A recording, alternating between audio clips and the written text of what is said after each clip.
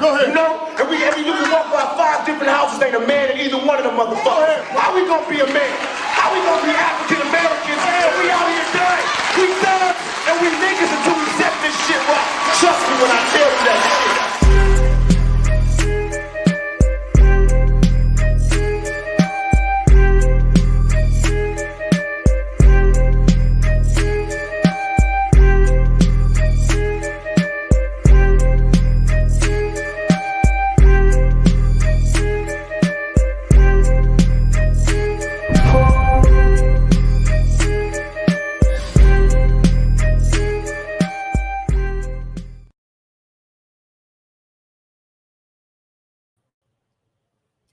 Who said this wasn't a certified Black American summer? Who said foundational Black Americans didn't run the place? Who said that ops, enemies, foes, and agents was going to run amok for 60 years and the Black grassroots wasn't going to step to them and dismantle their whole staff? Certified salute to the whole foundational Black American family tree. We already got 140 plus people in the building. This is the Black American summer. The Black grassroots is in full effect. The rally for reparations is in a week.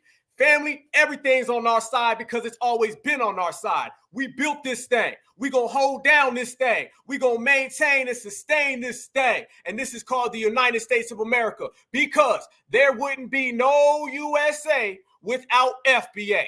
Let me know where you're from. Let me know where you're at. Let me know where you're standing. If you are a certified foundational Black American and you don't give a fuck, let me see them certified salutes in the chat because this is our time, family. We always win. FBA against the world. And that knockout is sweet as ever. So let's let everybody know where we are and let's let them know that when FBA step to the plate, you get certified, and certified is all the time. Let's go to work. Hello, world. Welcome back to the Black Alpha Network, y'all. It's a beautiful thing, y'all. We've been ready for this one, y'all. NAACP, we done served you your papers. The NAACP, the verdict is in. Everybody talking about the Trump verdict. Fuck the Trump verdict. It's all about the verdict that we giving to the world. Ain't gonna be no ops, no cosplayers, no tethers, no tap dancers, no fleedsmen, none of that. We pulling paperwork and we G-checking everybody in the process. So as we go down our G-check list, you already know what it is. First off, I see you, Houston. I see you, Charlotte. Yes, indeed. We in the building. I see you, Louisville. Yes, indeed. Home of the great Muhammad Ali. Yes, indeed. Y'all know Virginia in the building. Philly in the building. What happens when you put some FBAs in the same place at the same goddamn time? This is what you get. Don't let nobody tell you we ain't on code. Don't let nobody tell you we're not exceptional. Don't let nobody tell you we don't bring that fire. So when we say that we gonna bring it, we do what we say. Everybody else is talkers. Everybody else is just speaking. Foundational Black Americans, if they violate, we gonna demonstrate. So we done put it up on the Summer Jam screen. Ain't that a beautiful thing, y'all? It is the Foundational Black American Summer. We done pulled out that Summer Jam screen. We done pulled out the Jumbotron. We done pulled out the Megatron. And now we're going to put the NAACP right front and center. The days are over. It's a wrap. You're not going to dismiss, disinvite, or disrespect foundational Black Americans anywhere in this country. Nobody tells us what we can and can't do. Nobody tells us what we should be doing. Ohio in the building. I see you. Yes, indeed. Ain't nobody going to tell foundational Black Americans what we need to do, what we can do. We built this country. We give the orders. We built this country. We make the laws. We built this country. We make the demands. And if you don't like it, you can hop your ass on a boat. You can hop your ass on a plane, or you can jump your ass off the tallest roof as far as we care, because we always going to be great. We always going to be certified. We always going to be thorough. And anybody who don't like it, you better respect it because you damn sure can't check it. I love when I see the family in here. Oh, we started off with fire, didn't we? Oh, the intro's fire, y'all. The NAACP, the National Urban League, all these Negro organizations, they've been disrespecting our lineage, heritage, and culture for too long. For too long. We sat back and we watched people in the 1960s call these people out. We watched people in the 1970s call these people out. Ain't nobody do nothing. We watched folks in the 1990s. Ain't nobody do nothing. While they was putting all types of things in our community, and y'all know what I'm talking about, where was the NAACP? when they was putting all types of things in our community, where was the NAACP at? They was talking about African American and vote Democrat. I charge the NAACP and the whole boule with the harming of over 7 Black American generations. They are the reason why in 20-year-olds, 30-year-olds, 40-year-olds, 50-year-olds got to stand up to them in 2024. They're the reason why a young Black brother goes home and he can't knock on the door because his parents aren't home, because they got to work twice. He's the reason why that foundational Black Americans got to go and work harder. We got to elevate above. We got to jump over people and deal with disrespect in our own country, because these folks who claim to work for us, they really prevent us. They stop us from progress. They undermine us. They elevate people above us. Them days are over. I charge the boule with the harming of several Black American generations, with several Black American family trees, and the family tree is back for every single thing you owe. So me, Black Alpha Network, I ain't the type to see things go on and not do something about it. That ain't my style. That ain't my style. And it ain't your style neither. We don't do that hating. We don't do tribalism. We do family, love, and respect. So as I see everybody in the chat right here today, and I seen everybody just a couple minutes ago on our space, which was fire. I said, family, it is about to be a reckoning. And anybody who has ever got out of pocket with us is going to have to deal with it. And family, this is the generation to do so. We got a different step, y'all. We moving differently. We talk differently. The energy's different. I was just saying a minute ago, when you see an on-code Black American and y'all look at each other, it's a different feel, ain't it? It don't feel the same because it's not the same. If you see a young foundational Black American brother or sister and they're starting a business at 7, 8 years old and they talk about generational wealth, that's not like before, because that never happened before. If you see brothers and sisters talking about reparations and standing on that hill, that's never happened before. We're going to Washington, D.C. to put it down in this generation twice. They never went in 100 years. That's never happened before. You got to know when you're in a new generation and a new time. You got to know when things are different. You got to know when if they fuck around, they gonna find out. So we calling them out because that's what we all about. We are going to put a petition right here in this episode, and we're going to sign it by the 1,000. We're going to take it to Washington, D.C. We're going to take it to our local areas. We're going to take it to wherever we want to take it, because we do whatever we want to do. And I promise you, it's going to get signed, it's going to get sealed and delivered. And family, let me give you a spoiler. The spoiler is this: we will be the generation that gets reparations. We will be the generation that gets an anti-Black American hate crime law. And we will be the generation that ends once and for all the NAACP. They mad right now. They shook right now. They scared right now, and they should be. That's a real picture I took the other day, and that picture right there is going to last forever. They disrespected Black Americans on King Day in Columbia, South Carolina, the MLK FBA. They dismissed us and disinvited us while they allowed every single group in the country to come and speak over us so they could try to hijack Dr. Martin Luther King. Kamala Harris gets on stage and she starts talking about coming to get the minority check. I'm going to show y'all that today.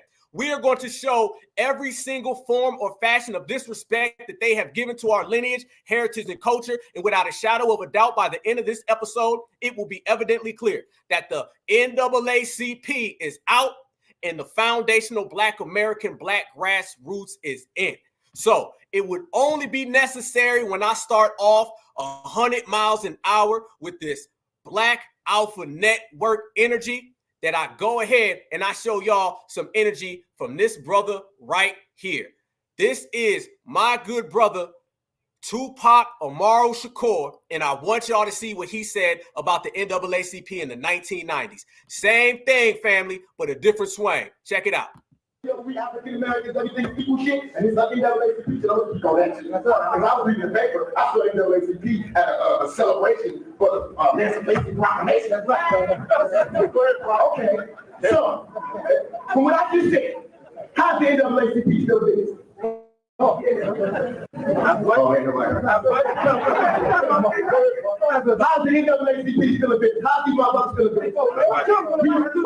That's cool too. That's cool too. We let them do that shit. We let them represent us. I don't know if I'm stand there and talk about you for the advance of the color folks. What the fuck is that? And these grown black folks. representing us to these white folks. And we can let them do it. Because we proud. Because they got all suits, they got offices and shit. And everything now, they call it NAACP. We let them do that shit. These grown black folks. They be out here representing us to these white folks. And we can let them do it. Because we proud. Because they got all suits, they got offices and shit. And everything now, they call it NAACP. We let them do that shit. Represent us. You know, they make us look bad. Tupac, tell them how it is, family. Let it be known. That right there is that FBA spirit that you can't deny. That right there is that FBA spirit that should have been handled a long time ago. You absolutely right. Rest easy, my brother Tupac. Rest easy. It's all for us to listen to what our ancestors and those who have transitioned are telling us. Look what Tupac said right there. It's a lot to unpack. He said, how do we still have the NAACP? Tupac said that in 1991. In 1991, Tupac Shakur said, how do you still have the NAACP running around here? And then everybody who was a kid then grew to be a grown person, and the NAACP still running around, still cosplaying us, still getting in the way of our progress. It has to end right here today. They couldn't stop Tupac. They couldn't stop that energy. That was that real foundational Black American root work soul, and they couldn't stop it. But guess what? It still lives amongst all of us, family. Don't tell me that soul and that spirit don't exist in you right now, Payroll. Don't tell me that. Don't tell me that, Gene C. Don't tell me that. Black Voltron, Oaktown, Oakland. Don't tell me that Tupac energy ain't still in all of us, because it is.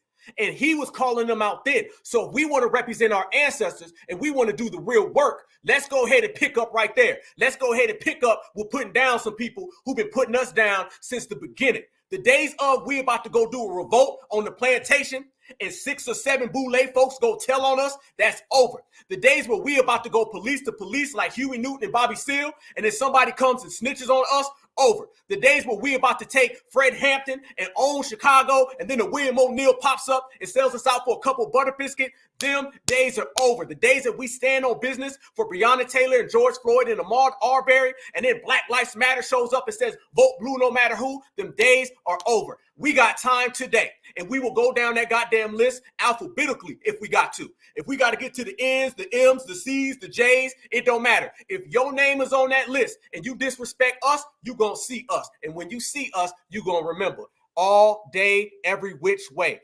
Foundational Black Americans ain't playing up in here tonight, y'all. This is the Black American Summer. We are foundational Black Americans. It's all perfect, the perfect storm. Everything is brewed, everything. It's like the right time, and we're the right people to get the job done.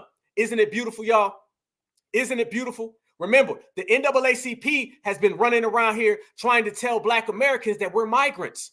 The NAACP been running around here trying to keep the borders open.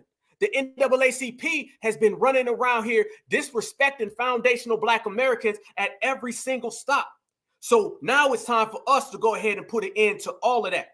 We have crafted a petition that we are going to take, family, to Washington, D.C. We're going to take it locally, and we're going to build it all the way up. But let me tell you about this petition. It's only a petition based on the fact, family, that we can all sign it and put our names on it. But it's bigger than that. What it really is, family, is documentation that the NAACP is not only a criminal organization that cosplays and steals off of Black Americans, it is also an initiative. It is an initiative and a referendum that we're going to put forth, family, to let every single person know that when we put our minds together, when we work together, when we build together, they cannot stop us no matter what. And this, I promise you, it starts like this today.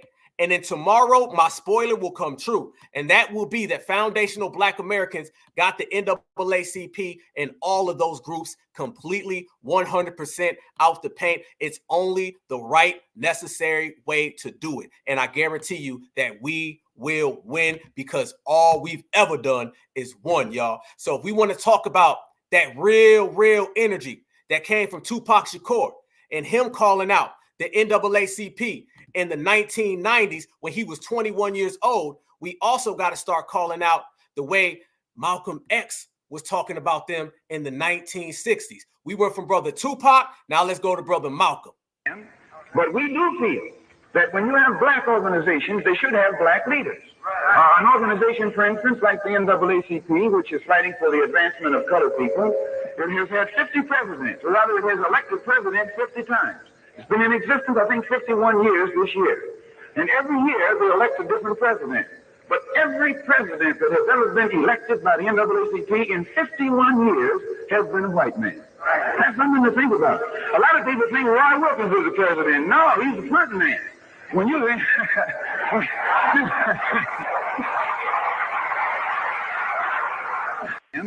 But we do feel that when you have black organizations, they should have black leaders. An organization, for instance, like the NAACP, which is fighting for the advancement of colored people, it has had 50 presidents, or rather it has elected presidents 50 times. It's been in existence, I think, 51 years this year. And every year they elect a different president. But every president that has ever been elected by the NAACP in 51 years has been a white man. Every president that had been elected in 51 years. He said 51 years in the 1960s. So Malcolm X said in the 1960s, the NAACP was trash.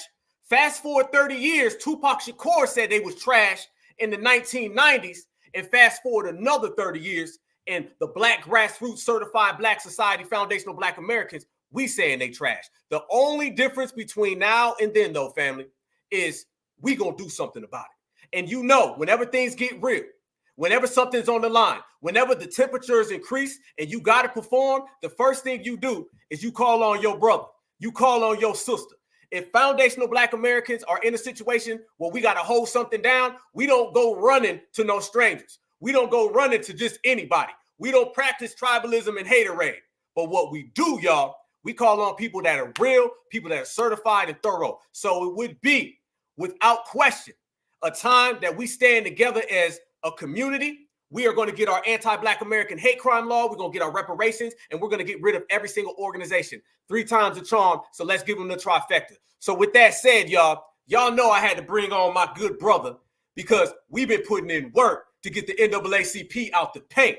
And when you put the Black grassroots pillars together, this is what you get. So I got to send a certified salute to my good brother right here. But y'all already know who he is. Afro Elite was popping. Thank you, brother. Thank you, bro. Certified salute to you and certified salute to everybody in the chat room. Thank you guys for being here. Black Alpha, thank you so much for the work you're doing, and thank you for having me. All day. Y'all see the FBA flags all over the boy. FBA deep in here tonight, ain't it, brother? Oh, yeah. Yes, indeed. Yes, indeed. All right, family.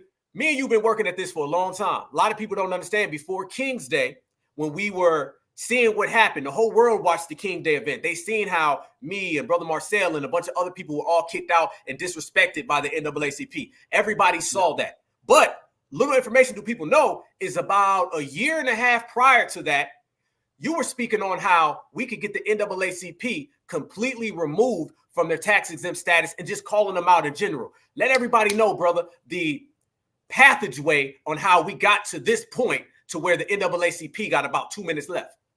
Okay. Well, the California task force, there was a couple years ago, there was a task force in California that was making proposals that they were going to send to the government.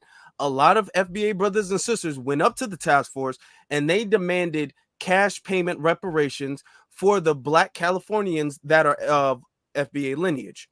With that proposal, that got taken to the task force and they said, okay, well, too many of them are demanding it. Too many of them are making so much solid arguments that we're going to have to do it. So they took their recommendations. Now, mind you, it's not legislation. It's only recommendations. They took that and they were about to send that to the state where the governor was about to sign that off.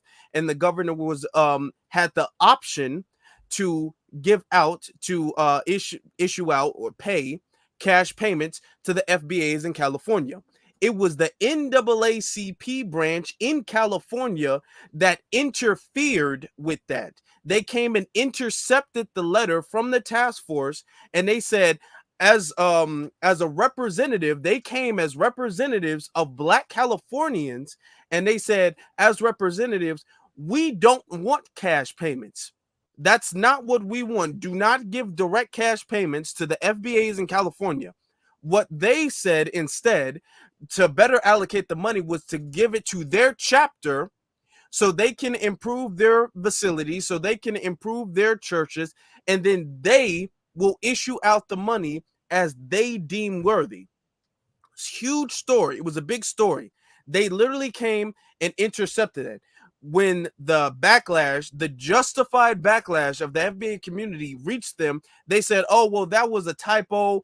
We do support cash payments. It was just a misunderstanding. It was just a mistake. But we knew it wasn't.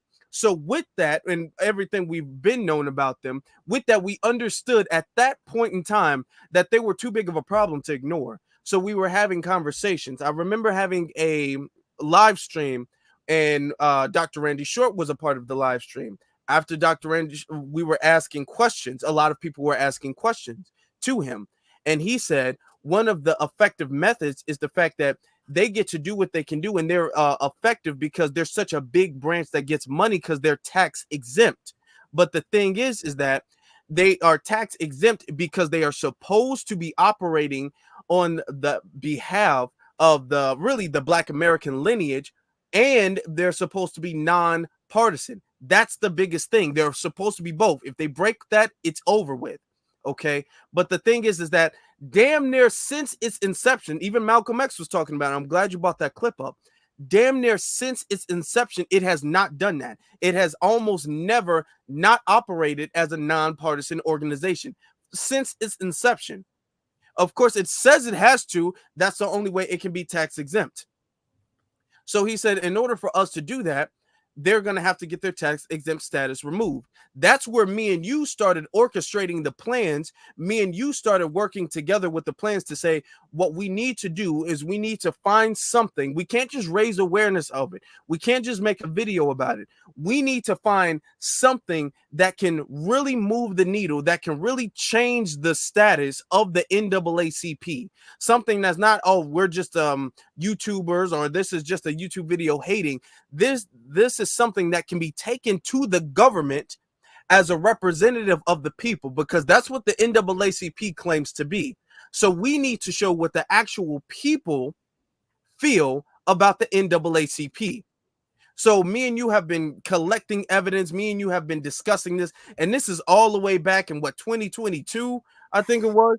This was all the way back in 2022. Since then, and we've been discussing this. We've been gathering evidence. You, brother, I gotta salute you. You've been on the scene. You've been in South Carolina. You've been at these protests and marches and rallies, and you've been discussing things with these people. You've been getting information, getting footage of these people. So really, you guys got to give a round of applause to Black Alpha. Rounds of applause to Black Alpha, definitely, because he's been doing phenomenal work on this case. With that being said, that leads us to this year, where at Dr. King Day, on Dr. King Day, you and other Foundation Black American brothers and sisters went there to rally for Dr. King's true dream, which is reparations. And the NAACP kicked you guys out of the public event because the NAACP does not support reparations. Why the NAACP doesn't support reparations? Because if we get reparations, the NAACP will be irrelevant. We won't need the NAACP once we get reparations. So they like, hey, no, you can't get reparations. That's why they intercept cash payments. That's why they kick you guys out when you guys talk about cash payments. That's why they are interfering with the movement, which is why after that, and on top of all of the other pieces of evidence that we've been collecting since the moment we've discussed they need to go, on top of that, that's what really broke the straw that broke the camel's back and led us to this moment right here. Brother, I'm glad you said that. I'm glad you said that. These people have been intercepting our money, our finances. It's deeper than just these are some coons tap dancing for whatever. These people have been literally saying, if y'all gonna give FBA them reparations dollars, let's just give it to us and then we'll give it to everybody else. Y'all know what it is. It's take the money that belongs to us and then give it to the people of color, to the minorities. Yeah. They tell you in their tagline, that's who they represent, the people of color. So we said, good point, like my brother Afro just said, we got to do something about it. This is the do something about it era. Too long, the brothers and sisters just get comfortable with all the tap dancers in the room. And we just let them tap dance over there in the corner. If they start tap dancing over there in the corner, Then eventually they're going to come to the middle of the room. Then eventually they're going to end up in the back room and then upstairs and then downstairs. And it becomes a problem. We got to quit letting these people fester with their off-coded behavior. You're talking about an organization that Malcolm X called out in the 60s, Tupac called out in the 90s. You're talking about 100 years of tap dancing. Listen, I can't be around a tap dancer for 5 minutes. Black folks don't let these folks tap dance for 100 years. And that's why you got a mop, dustpan, broom, and we cleaning up everything. So we putting together legislation. As my brother just said, we had already spoke about it. So the NAACP, it wasn't just King's Day that started this. King's Day was the final straw. And right now, we're going to put an end to everything. I want to show everybody the footage. Anybody who's not familiar with this, I want y'all to see the footage. A lot of people remember this. And me and Afro had conversations. We said, we got to take the MLK FBA. That's what a lot of people were calling us, all right? Every generation has this watershed moment, all right? Only difference is watershed moments of the past, we were victims. It was something always bad happening to us. It was, I got my ass whooped in Selma. It was, thank you for whooping my ass in Selma. It was John Lewis and Jesse Jackson. I said that we got to take the energy and the momentum. You're talking about 50 Black Americans on Dr. Martin Luther King Day getting disinvited by the NAACP so they can let Kamala Harris get on stage and talk about reparations checks for minorities? Hell no. This is the hell to the no generation. I tell everybody, this ain't the hope and change. It's the dollars and cents. This ain't yes, we can. Yes, we can was about rainbows. We about money green. So it's a whole new generation and a whole new time. And that was so pivotal that they did that to us.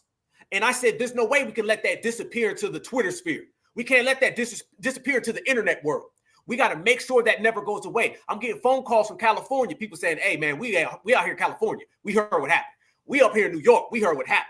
So it's all eyes on us. And they try to make it disappear, but we bringing it back. That's going to be the moment that this generation said it's over for the NAACP. And then the rally for reparations is going to be the moment that we said we getting our goddamn checks. So we got a whole lot of moments in this generation. The only difference is they're not off code, they're on code. They're not about hoping we get money. It's about collecting the money. It's not about being victims. It's about being victorious. Watch this, y'all. For the brothers and sisters who are not familiar with this, this was King's Day in Columbia, South Carolina. This is when we were watching somebody on stage speak about money and reparations. We were actually agreeing with the guy on stage, right? Out of nowhere, this person right here shows up. And he says, on behalf of the NAACP, we are disinviting all of you from being here. This was on public ground, y'all. This was a public event at the State House. They had no legal means of doing this. This was discrimination. Shout out to my brother Duddy. Certified salute, brother. They completely discriminated on 40 foundational Black Americans right here. And there was another 10 or so previously. We were targeted. We were harassed. So as they did this right here, and look at dude's hat, it says NAACP, NAACP. So they was messing up left and right. They just didn't think we was going to come back with them receipts. Watch this, y'all. Listen. On behalf of the NAACP, we're disinviting you to this event. This is a private event. We're asking you, please leave. I haven't even said that. I've been sitting here on the phone. We're asking you, please, this way. Please. Can you just give me an explanation? Talk about reparations. Come on. Oh, that's what it is? Yeah. Please, this way, please. Can you tell them about it right now? This is on behalf of the NAACP? Come on, y'all. This is so unfair. This way, please. Please. Truly peaceful. Maximum, please. All right, come on. Thank you. Reparations. Thank you. Reparations. Thank you. Look who he got with him. You see Massa right there. Look who's protecting him. Look what Massa got right here, y'all. Check this out. This is real. The reparations generation is real. It's a real thing. This ain't television. This ain't going back in the past and watching a PBS documentary about what they did in the 60s. This is the 2020s, and we're all living it in real time. That is who they brought. So you have the tap dancer, you got the sellout, and right next to him, he had Massa backing him up. It's the same thing on the plantation. It's there go them bad Black folks, y'all. And he bring Massa. I'm going to tell Massa on you. You know he had to have Zaddy with him. Yeah, this is what's happening. And we got it all filmed and documented. Notice I said, can I get an explanation? He said, no, y'all just got to leave. We weren't even saying anything. A lot of brothers and sisters weren't even standing next to each other. Look at this, y'all. Look at all this. 1 master, 2 master, 3 master, 4 master, 5 master. We're being asked to leave, and we just been relaxing. Wait, get everybody. What's that? You guys in charge of this? There you go again. Look at him. He said, I did it for you, boss. Boss, tell us about it now, boss. I did what you asked me to do. See, look at that right there. Look at that face. Look at that. That's that William O'Neill energy right there, y'all. There's these people in every single generation. The reason why Black Americans are still in the position we are in is because the dominant society and their puppets, they send their puppets after us. Before we got a chance to meet with Kamala or any politician, you got to always go through the gatekeepers that gatekeep supremacy. That right there is a clear picture of it. Y'all remember this next time the NAACP starts talking. Yeah, NAACP ain't got nothing Remember to do this. with us. They for color. This man got his hand. Look at this. Look at this. Look at the man right here in the back. Look at this, family. It's real life. Y'all for Palestinians, right? With no explanation. With no explanation. No explanation at all. None at all. Anything wrong? These just say reparations on the stage, but you want to kick us out. That's it. That's why he's still talking on the stage. And there's probably about 20, 30 brothers and sisters who are foundational Black American freedmen. And they taking us all out one by one for no reason at all. We were just watching. Wouldn't even let someone come in, but now you kicking us out. We ain't did nothing wrong. Shameful. Us out, y'all. Hey, that's okay though. It's a new era. The NAACP ain't popping no more. Oh, okay, you don't want to speak. It's okay. We got you on camera. We got them. Hey, don't please. It's okay, baby. No tangibles, no vote. Yeah, kicking us out because we How you feel about it, brother? How you feel about that? He got no sense. No. If y'all think I'm gonna let that slide, hell no. Hell no. Look at the little tap dancer right there, y'all. Look at the little butter biscuit man. Look at this. I purposely seen this guy and I said, hold up, homie. How you feel about it? Look, he I ain't got nothing to do with it now. You don't be rocking that boat around here. How you feel about it, brother? How you feel about that? Look at him. Look at him. That man ain't want to say nothing. Look at that defeated look, y'all. Look at that defeated look. He basically said, that's all on y'all. I'm going over here with Karen and Ken. That's who I want to be around. He got no sense. You black now. Put his head down, fam. He literally put his head down. I'm not making it up. Literally, when I say he's defeated, he's defeated. He puts his head down and looks away. You black now. How you feel about that? Okay, so he Didn't even look at me in the eye. And look who right there. Look who's there, family. Look who he hanging out with. Look at all the W's up in there. feels the same way. They're the ones. Let me see that sign, brother. Let me see that sign. Let me see that sign. Kicking us out. Reparations for foundational Black American freedmen, not illegal immigration. That's why we've been kicked out. That's why you see police right there. That's why you see everybody. You said we standing on lineage business. That's the only reason. Damn. It's a crazy day in the world, Afro. Brother, I talked to you when it happened. I talked to you when it happened, brother, and you was like, man, we got to get him. Tell us, everybody, how you was feeling, bro. I was heated.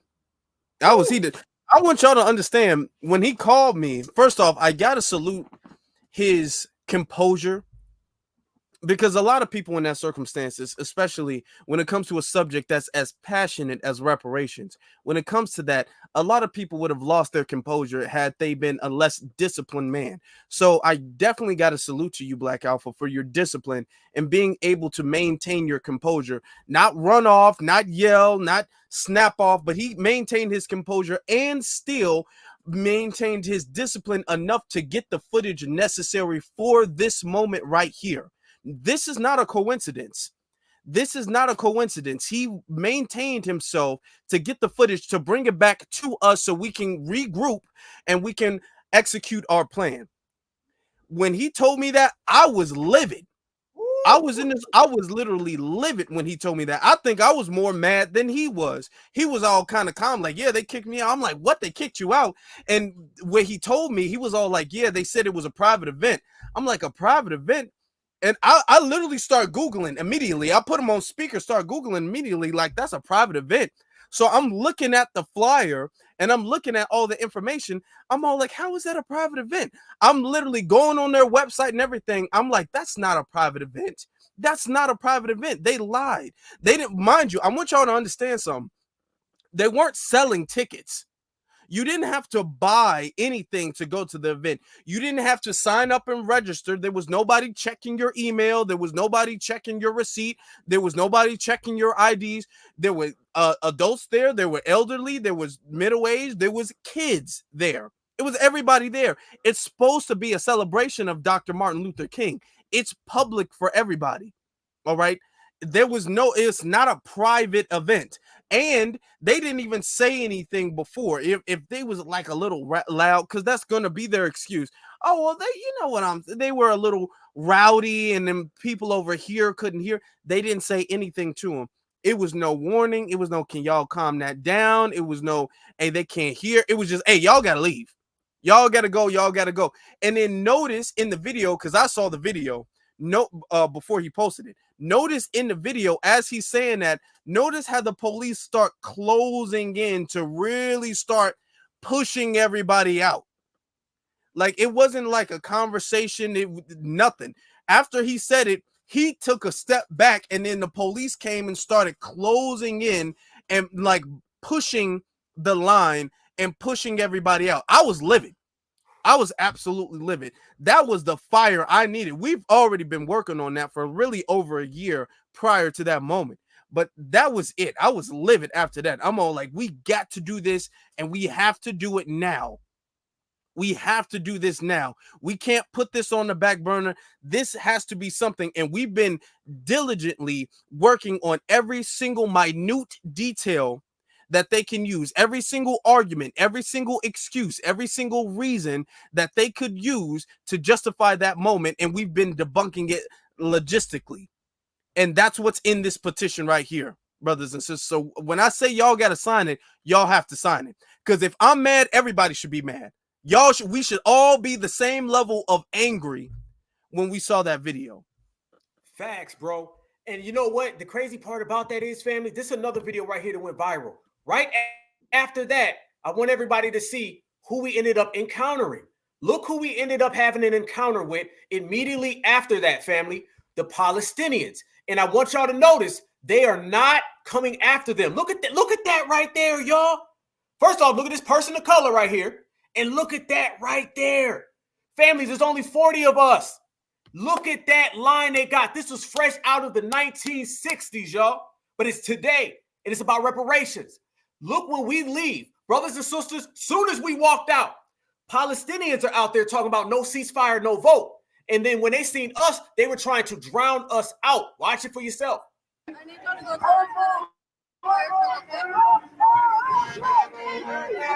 at this right here. Palestinians, family, are speaking over our reparations claim. Look at this right now. Next time they try to tell you about solidarity, next time they try to tell you we got a friend and a buddy, brothers and sisters are standing on lineage, speaking on reparations, coming forth, speaking that real, and Palestinians are out here trying to out-drown us. Look at this. And nobody came to get them out. Nobody. Nobody said nothing. But when it comes to us, look at that. This is what we talking about. This is why it's a new time. No tangibles, no vote. If you ain't freedom at first, then you ain't nothing. It's all about ours. This is my ancestors' day. You cannot have my ancestors' day. This is my day. This is my ancestors' day. Go to Palestine and change. Listen to that. As soon as we say reparations, you hear ceasefire. This is this day. This is my day. This is my ancestors' day. Go to Palestine and change. And that whole thing. We coming to get our check. Dr. Martin Luther King Jr., a foundational Black American, not a Palestinian, not a person of color. Look at this. That lady right there got mad. She was mugging me. This lady gets so mad, y'all. Soon as I start saying that, notice how she starts screaming. I want y'all to notice this lady literally starts screaming. Dr. Martin Luther King Jr., a foundational Black American, not a Palestinian, not a person of color. Look at this. These two are not together. They're trying to talk over us. Don't get it twisted. We are out here dolo. All day, baby. Like on network. There you go. Checkmate. Once again, look at that, y'all. Look at that right there. Look how that played itself out. We were encountered by these people as soon as we came out. And this is why the NAACP is working in cahoots with the Democratic Party and in a turn working with the Palestinians so they can get all of that across. Family, I know in Chicago, they always try to shut down, Main Street, downtown, but the Palestinians are always allowed to go places where if we went, they be trying to shut it down. How's that like in Chicago, bro? Brother, it's been crazy out here. I'm talking about when it comes to campuses, when it comes to them just blocking the street, when they just pop up in droves. It's just like pop up out of nowhere. They just spawn out of nowhere and create a huge disturbance. It's nowhere near like a peaceful protest where they're outside and they're just all like ceasefire. They're out there, they're cursing, they're out there, they're tearing stuff up. It's trash everywhere. They're destroying property, they're screaming, they're threatening people, and the police stand by. The police stand by and allow it to happen for however long the Palestinians want to be there. And what's crazy about it is the news. You don't see the news. I'm not talking about the Fox, the right-wing news, or the right wing or the left wing. You don't see them saying anything criticizing the Palestinians at all. Notice how the media, they're always criticizing us. Like, yeah, I mean, I get it that I get it, but there's a way to do it. There's a way to do it. You're not doing it right. Notice they don't do that with them. They don't do that with them. There's no criticism of their method. Their methodology is perfect. Not only is that perfect, they co-sign that.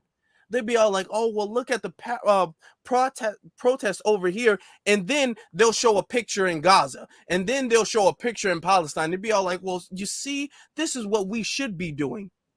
I'm not just talking about MSNBC, Fox News, ABC. I'm talking about all of them across the board. There is no criticism, not from the media, not from the politicians, not from the police, no criticism at all. Yet we're here advocating for something that Dr. King advocated for, and they got the police out on our people. I feel like I was there because y'all was representing foundational Black Americans. So I feel like I was there and they kicked me out too. There's nothing we can do. There's no method that we can do that they will accept. So we're just going to have to do something that they don't accept. Oh, I like that, family. Damn right. Aren't we always talking about being in command? You know what I'm saying? And being proactive. Let me show everybody this real quick. This is the shot from the sky. Somebody sent me this. This is one of the exclusives. Look at this, y'all. If you want to know that we were targeted that day, look at the video that came in from the aerial view. This was the footage that they had from the top. We weren't even previous to this. Look at how they were watching us from the sky. We were watched from the very beginning. Let us pray. Look at that. Gracious God, as we gather here today to celebrate the life. Look at us right there.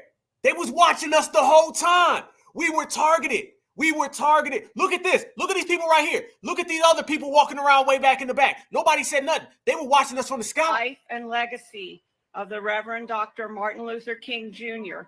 We ask that your... Whoa. Look at this lady right here. Hold up. The lady said, as we sit here and we represent the legacy of Dr. Martin Luther King Jr., while she's saying that they represent the legacy of Dr. Martin Luther King Jr., they're kicking us out. Let us pray.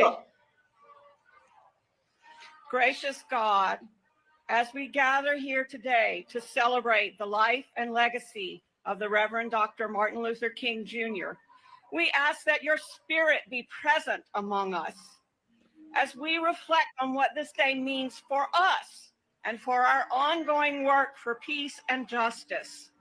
Be with us. We know we've made many good strides towards a better world, but we also know we have a long, long way to go to bring about peace and an end to racism.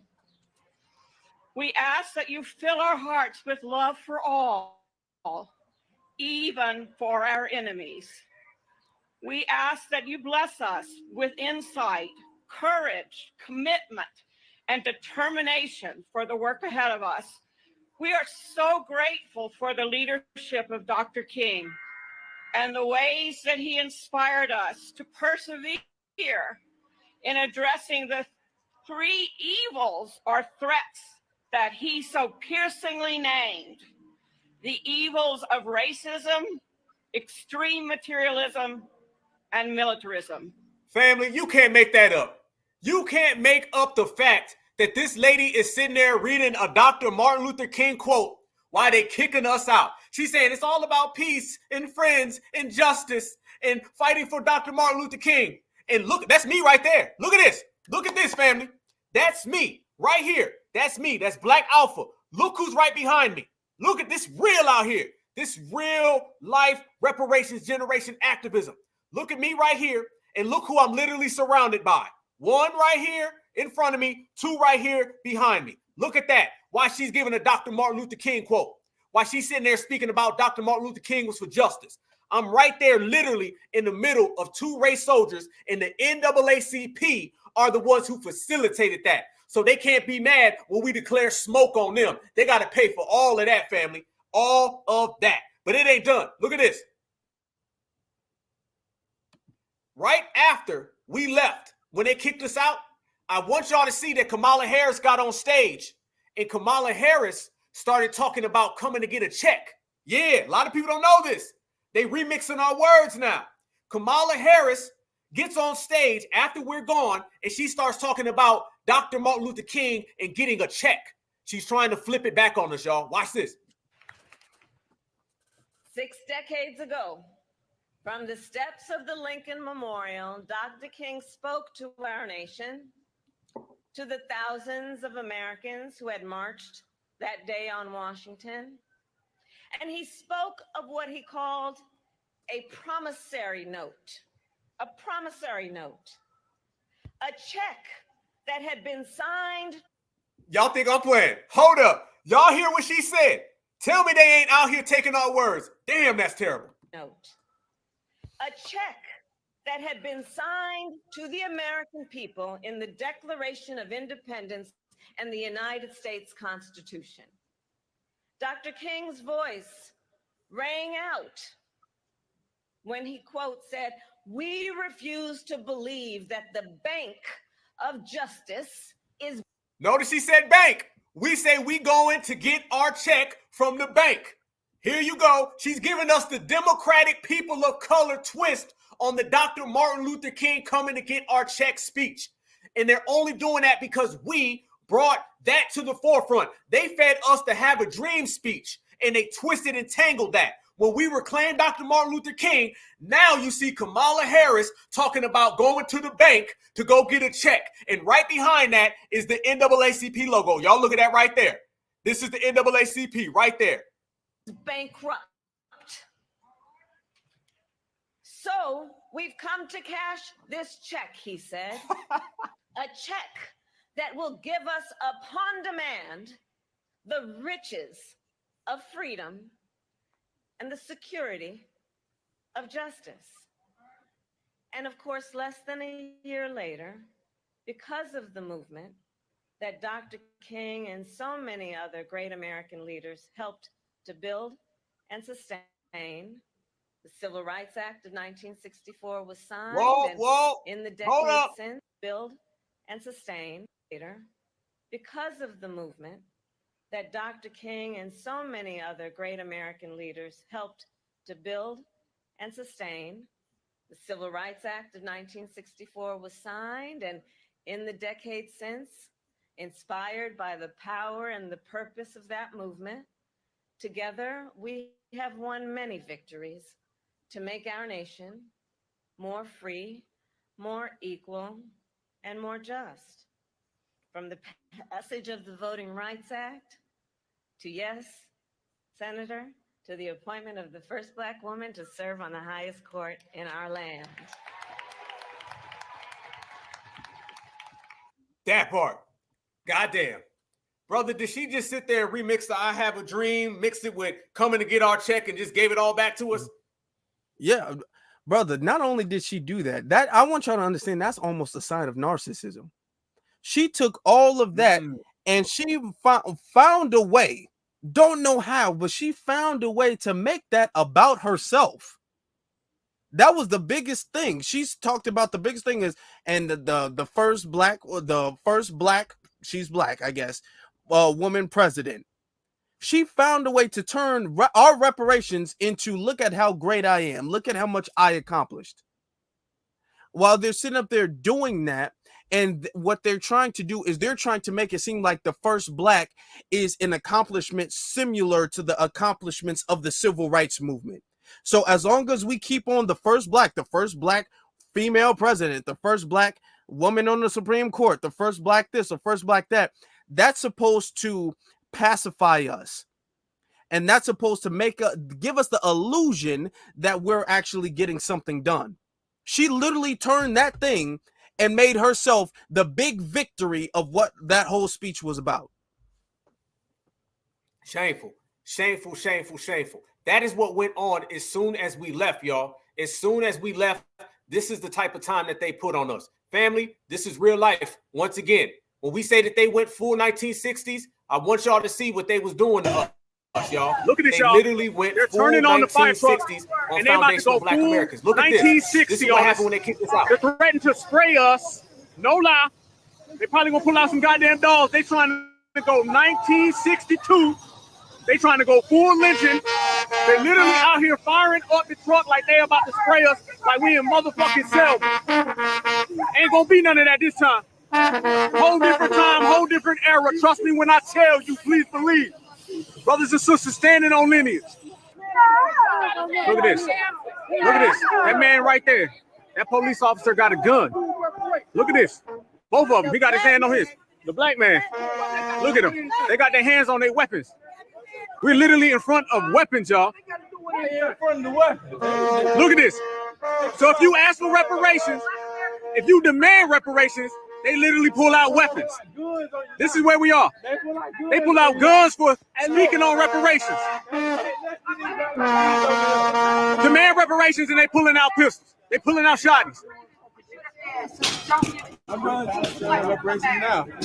It's all fast.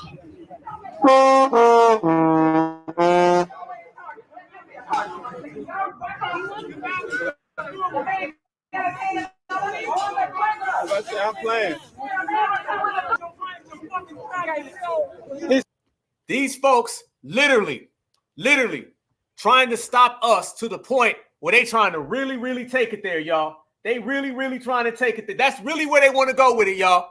They really want to go. That should have been on Time magazine, by the way, that picture, but it's all good. That ain't derailing Black Lives Matter. Nah, this Black Alpha and Foundational Black Americans. That's where they really want to take it. They literally pulled out weapons on us. So when we say that it is all based upon the NAACP, when we say the NAACP are the main ones who facilitated that, we mean it, y'all. They were the ones who sponsored it. Beyond them kicking us out, beyond them disinviting us, beyond them lying in all the games that they play. Family, the NAACP got violent with Black Americans on King Day. And all the footage is there. All the receipts are there. It's all present.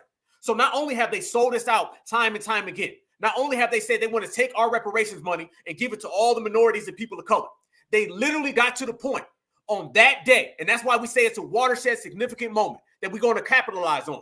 They literally got to the point where they literally pulled out weapons, y'all, on us for demanding reparations. You speak on reparations, you demand reparations, and they pulled out weapons. So that's how the NAACP tries to hustle us and tries to con us. And if that is where they want to take it, if that's where they want to go, if they want to continuously try to put that on FBA, then Foundational Black Americans, we have no other choice, y'all. We ain't got no other choice than to get real regulating. We need to do some real regulating. We need to really hold it down, and we need to let the whole goddamn world know. When it comes to reparations, when it comes to tangibles, when it comes to just being a certified Foundational Black American 24/7, 365, we're not tolerating no disrespect. We're not tolerating no form of off-coded, outdated energy.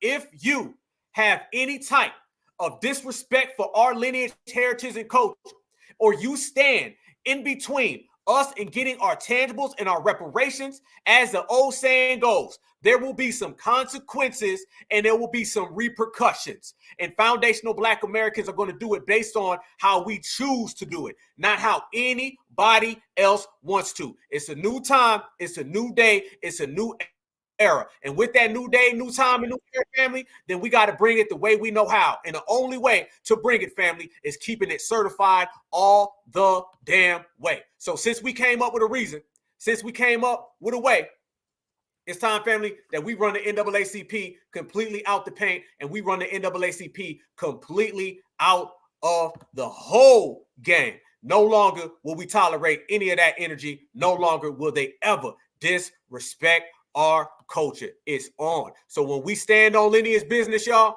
and we tell the whole goddamn world that not only did we build this country, that we maintain this country, that we sustain this country, and this country goes nowhere without us, it's one thing to say it. It's one thing to speak it. It's another thing to put it down to where the whole world can't deny it. And right now, we're about to put it down to where they cannot deny it. Certified salute. It's time, y'all. This is it right here. We're about to unveil this petition. And I want to do it when we had 670 people. We got 678 people in here going up. Right here, y'all. I want everybody to sign this petition. We've been working on this petition. We've been putting it down. We've been crafting it. We put our minds together, and we said, we got to come up with something tangible. We talk about tangibles, right? Tangibles ain't saying, well, the NAACP's off code. Let's just forget about it. Tangibles ain't just seeing what they did to us. Tangibles is foundational Black America saying, we put it on paper. We put it on the dotted line. We done crossed some T's and dotted some I's. So we're taking this petition / initiative / referendum, and I've already spoke to some politicians. I already know some Black grassroots candidates. I got some of them on my line already. We're going to Washington, D.C. Me and Afro are going to film a movie while we're up there. While we're filming this movie up there in Washington, D.C., what a better goddamn place than to take this petition. And the petition is so thorough and it's so evidently very clear that there's nothing they can say about it.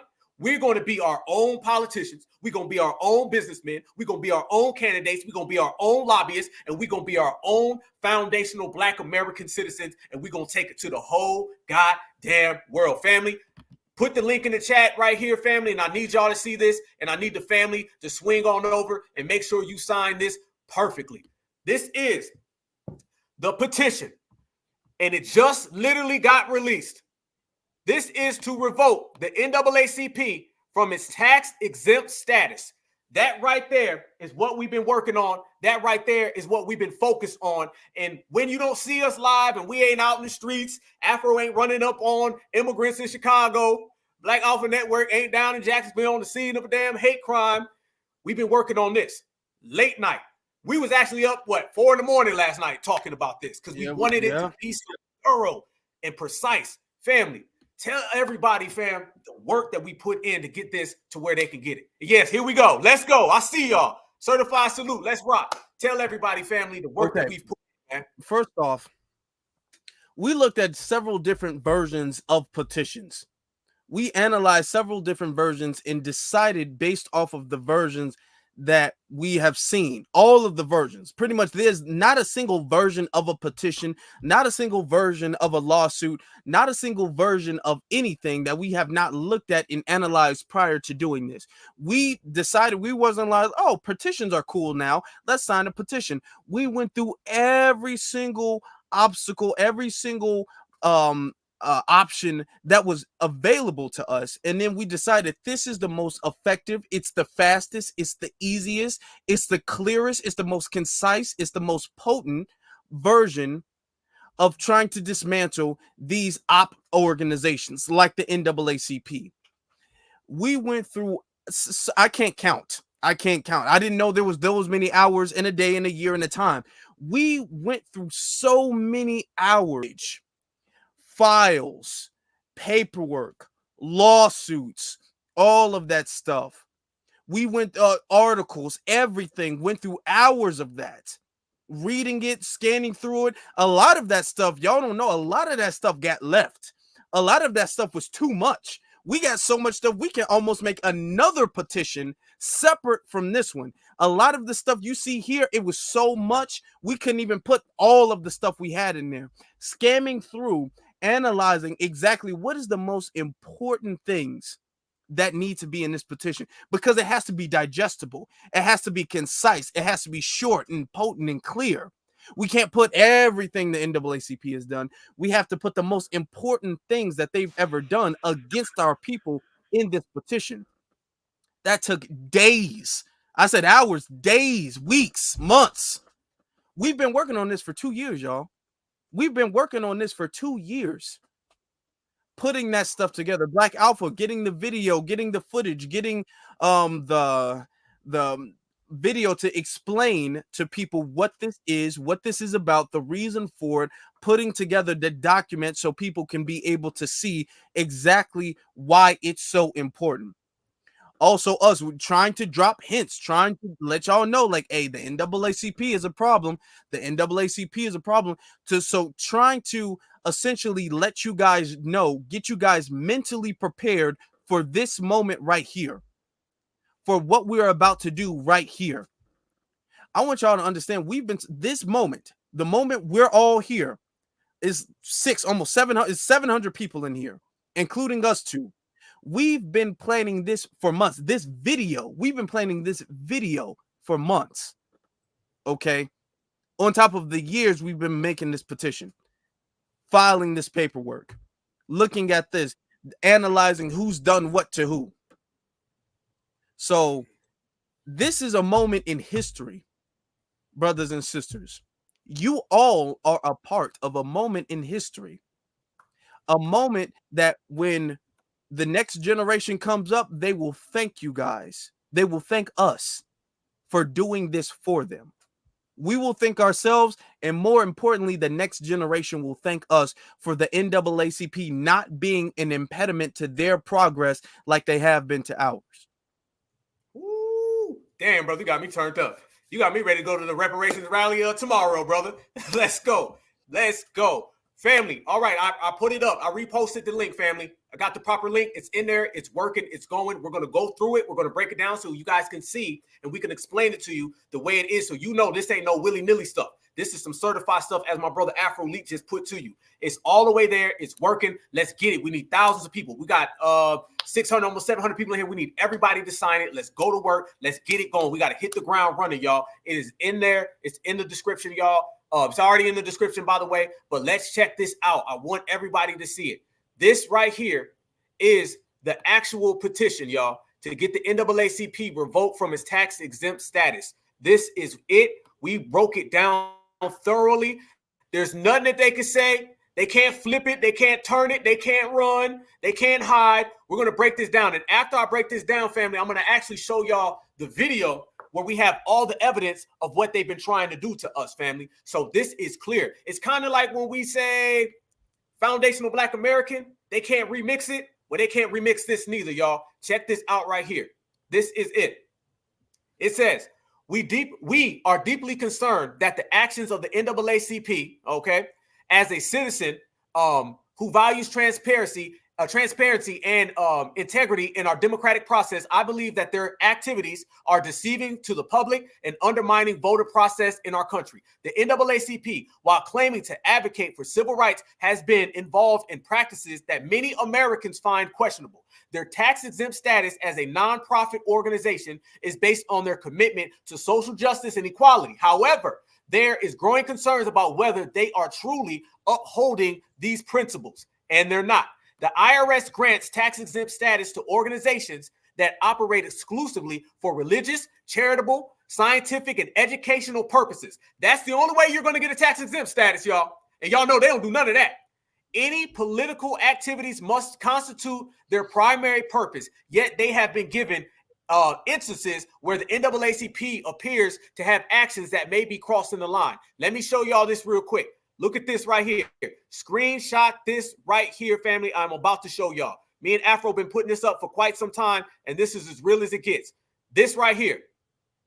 The NAACP is a 501c3 tax-exempt organization, y'all. They are not allowed to participate in any form of politics, whether that be directly or indirectly, y'all. They are not allowed to. So this shows you right here that they are the main ones who are completely going above and beyond, and they are taking from foundational Black Americans. This shows you that they have violated their charter, and they have completely done it out in the open. With that right there, they can't dispute it. They can't deny it. They can't hide it at all. This shows you that these folks are the main ones. So when you take that right there, family, and you run it back, and then you start to see the way these folks are really genuinely operating, it shows you. We urge Congress and the Internal Revenue Service, IRS, to review whether this organization should continue enjoying its tax-exempt status given these concerns. This is not an attack on civil rights or equality, which they're going to try to use against us, but rather a call for transparency and accountability from all organizations that enjoy such privileges from our government. Although the NAACP is a 501c4 tax-exempt organization, the NAACP nationally is a 501c3 organization, which it is restricted on how it can assist people in registering or getting out to vote. In addition, the NAACP policy specifically prohibits units' engagement in political activity. This shows you again, the NAACP has been violating it. The NAACP campaigns and sponsors specific political parties, such as the Democrats, their candidates, along with other policies which directly and indirectly affects people that are said to protect and help advance. So basically they use Black Americans' name and then they get you to go shield for the Democrats. For example, the NAACP has a grading system for political candidates and it's overwhelmingly one-sided towards the Democratic Party at 90+%. That's based on our own documentations. They also have political lobbyists. You're not supposed to. They also have political action committees, super PACs, they're not allowed to, that have contributed financial donations to support and oppose specific campaigns and candidates. Even though voter encouragement is allowed, supporting specific candidates and policies are prohibited under the 501c3 statute. This has led to certain chapters losing their tax-exempt status in the past. Please sign this petition if you agree. Let us ensure that all nonprofit organizations are held accountable. Checkmate, checkmate, checkmate. Damn. What they gonna say about that one, brother? And none. Woo. We went through every single defense, every single avenue, every single excuse. There's nothing they can say, and they can't dodge it either. No. I want you guys to understand now, the petition might not, the numbers might not be going, it's hundreds of people signing it as we speak. So it might take a little time, but by the end of the night, it's going to have so many signatures. The NAACP, mark my words, the NAACP will have to respond to this. They'll have to say something to this. We're moving the needle. We're doing something, making so much noise, rocking the boat so much.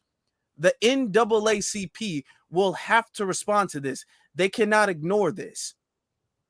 There's no excuse around it. It's not just we want them gone because they were mean. We want them gone because they didn't do anything. We want them gone because they were bad. We want them gone because they're not supposed to be here. We want them gone because they're breaking the law. We want the IRS to review them.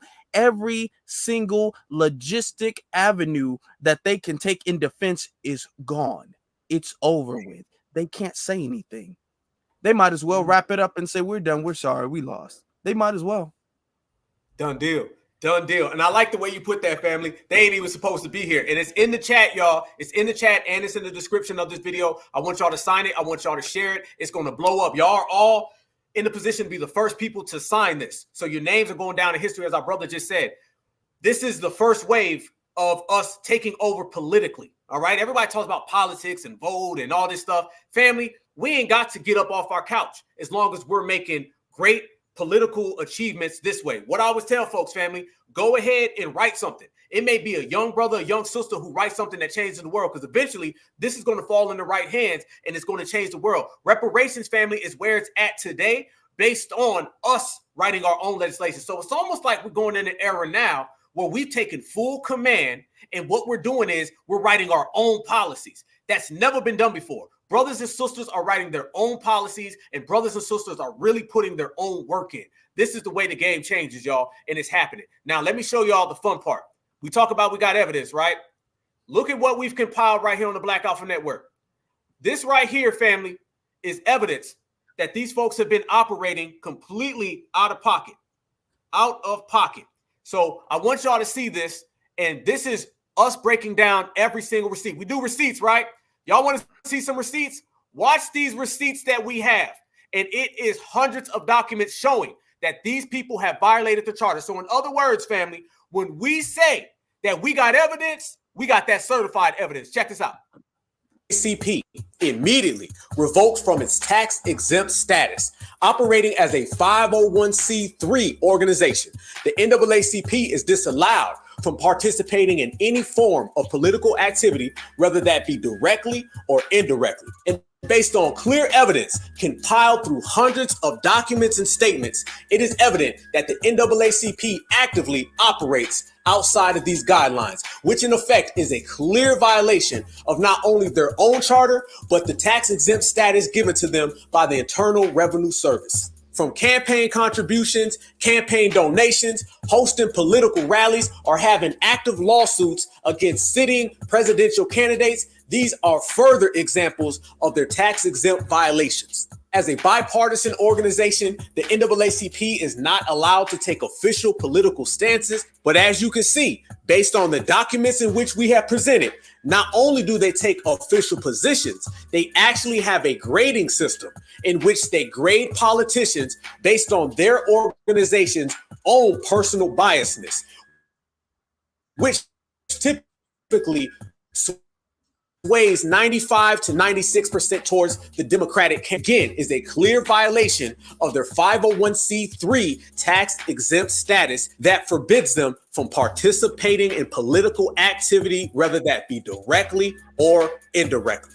And this would not be the first time that the NAACP has had their tax-exempt status revoked. Throughout the country, multiple different chapters have had their tax-exempt status reviewed or revoked based on corruption, based on election interference, based on the same exact things that we point out in this petition. In a country that's supposed to be true to democracy, true to the right to vote, and true to the Constitution, we can no longer have an organization portraying themselves to be for civil rights, portraying themselves to be for the advancement of colored people, but practicing bipartisanship politics and actively running election interference. So we call on everyone to sign this petition to get the NAACP revoked from its tax-exempt status so we as citizens can operate in the political system the way it is supposed to be without interference. Sign the petition. Check this out, y'all. Let's go through these. Let's look at this. I'm going to go through these step by step, and I want everybody to see. These are some of the receipts that you're going to find when it comes to the NAACP for you to see. Sacramento NAACP president has 5 officials suspended amid financial misconduct investigation.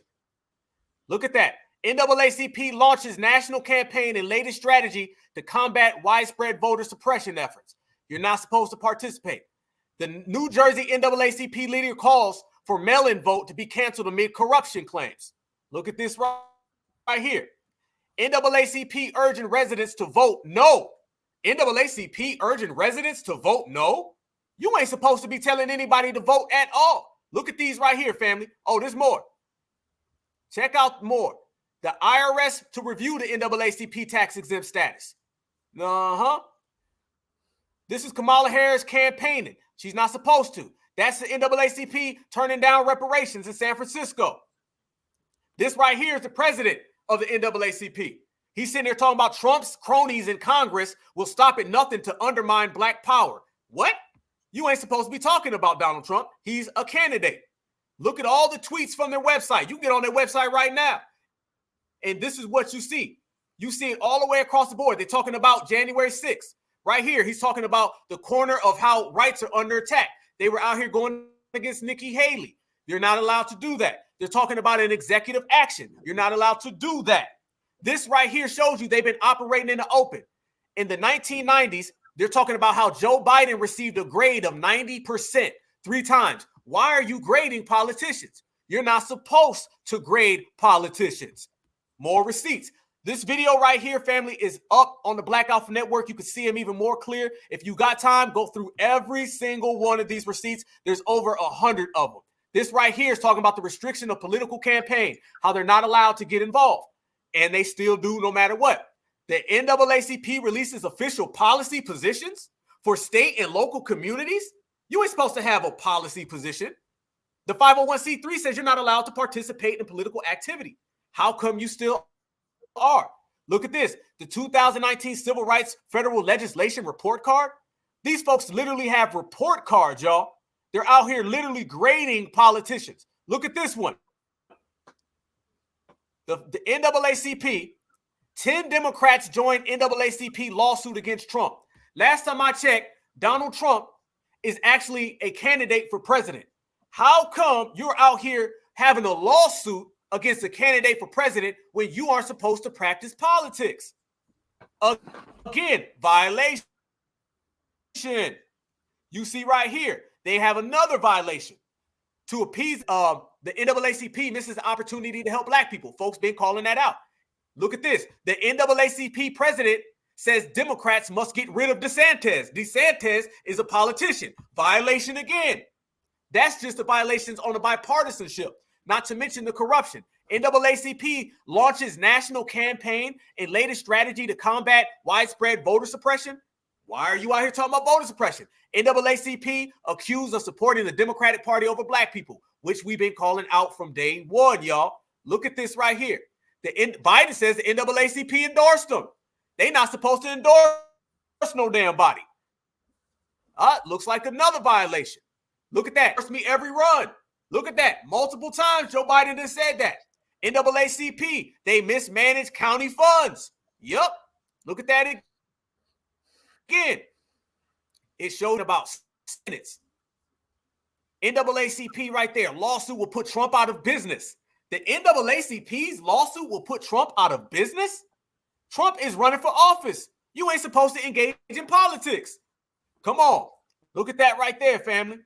As they proceed, 10 more members of Congress joined the NAACP lawsuit against Trump. What? The Democrats are joining the NAACP? Look at this guy. He's out here putting out statements. This is the guy who said we migrants.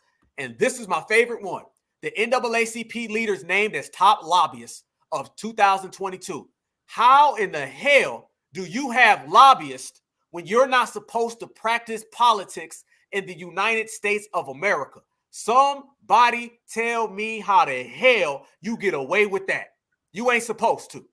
That right there is why we are going to get them revoked. IRS reviews their tax exempt status because the NAACP's had chapters already that have lost their tax exempt status.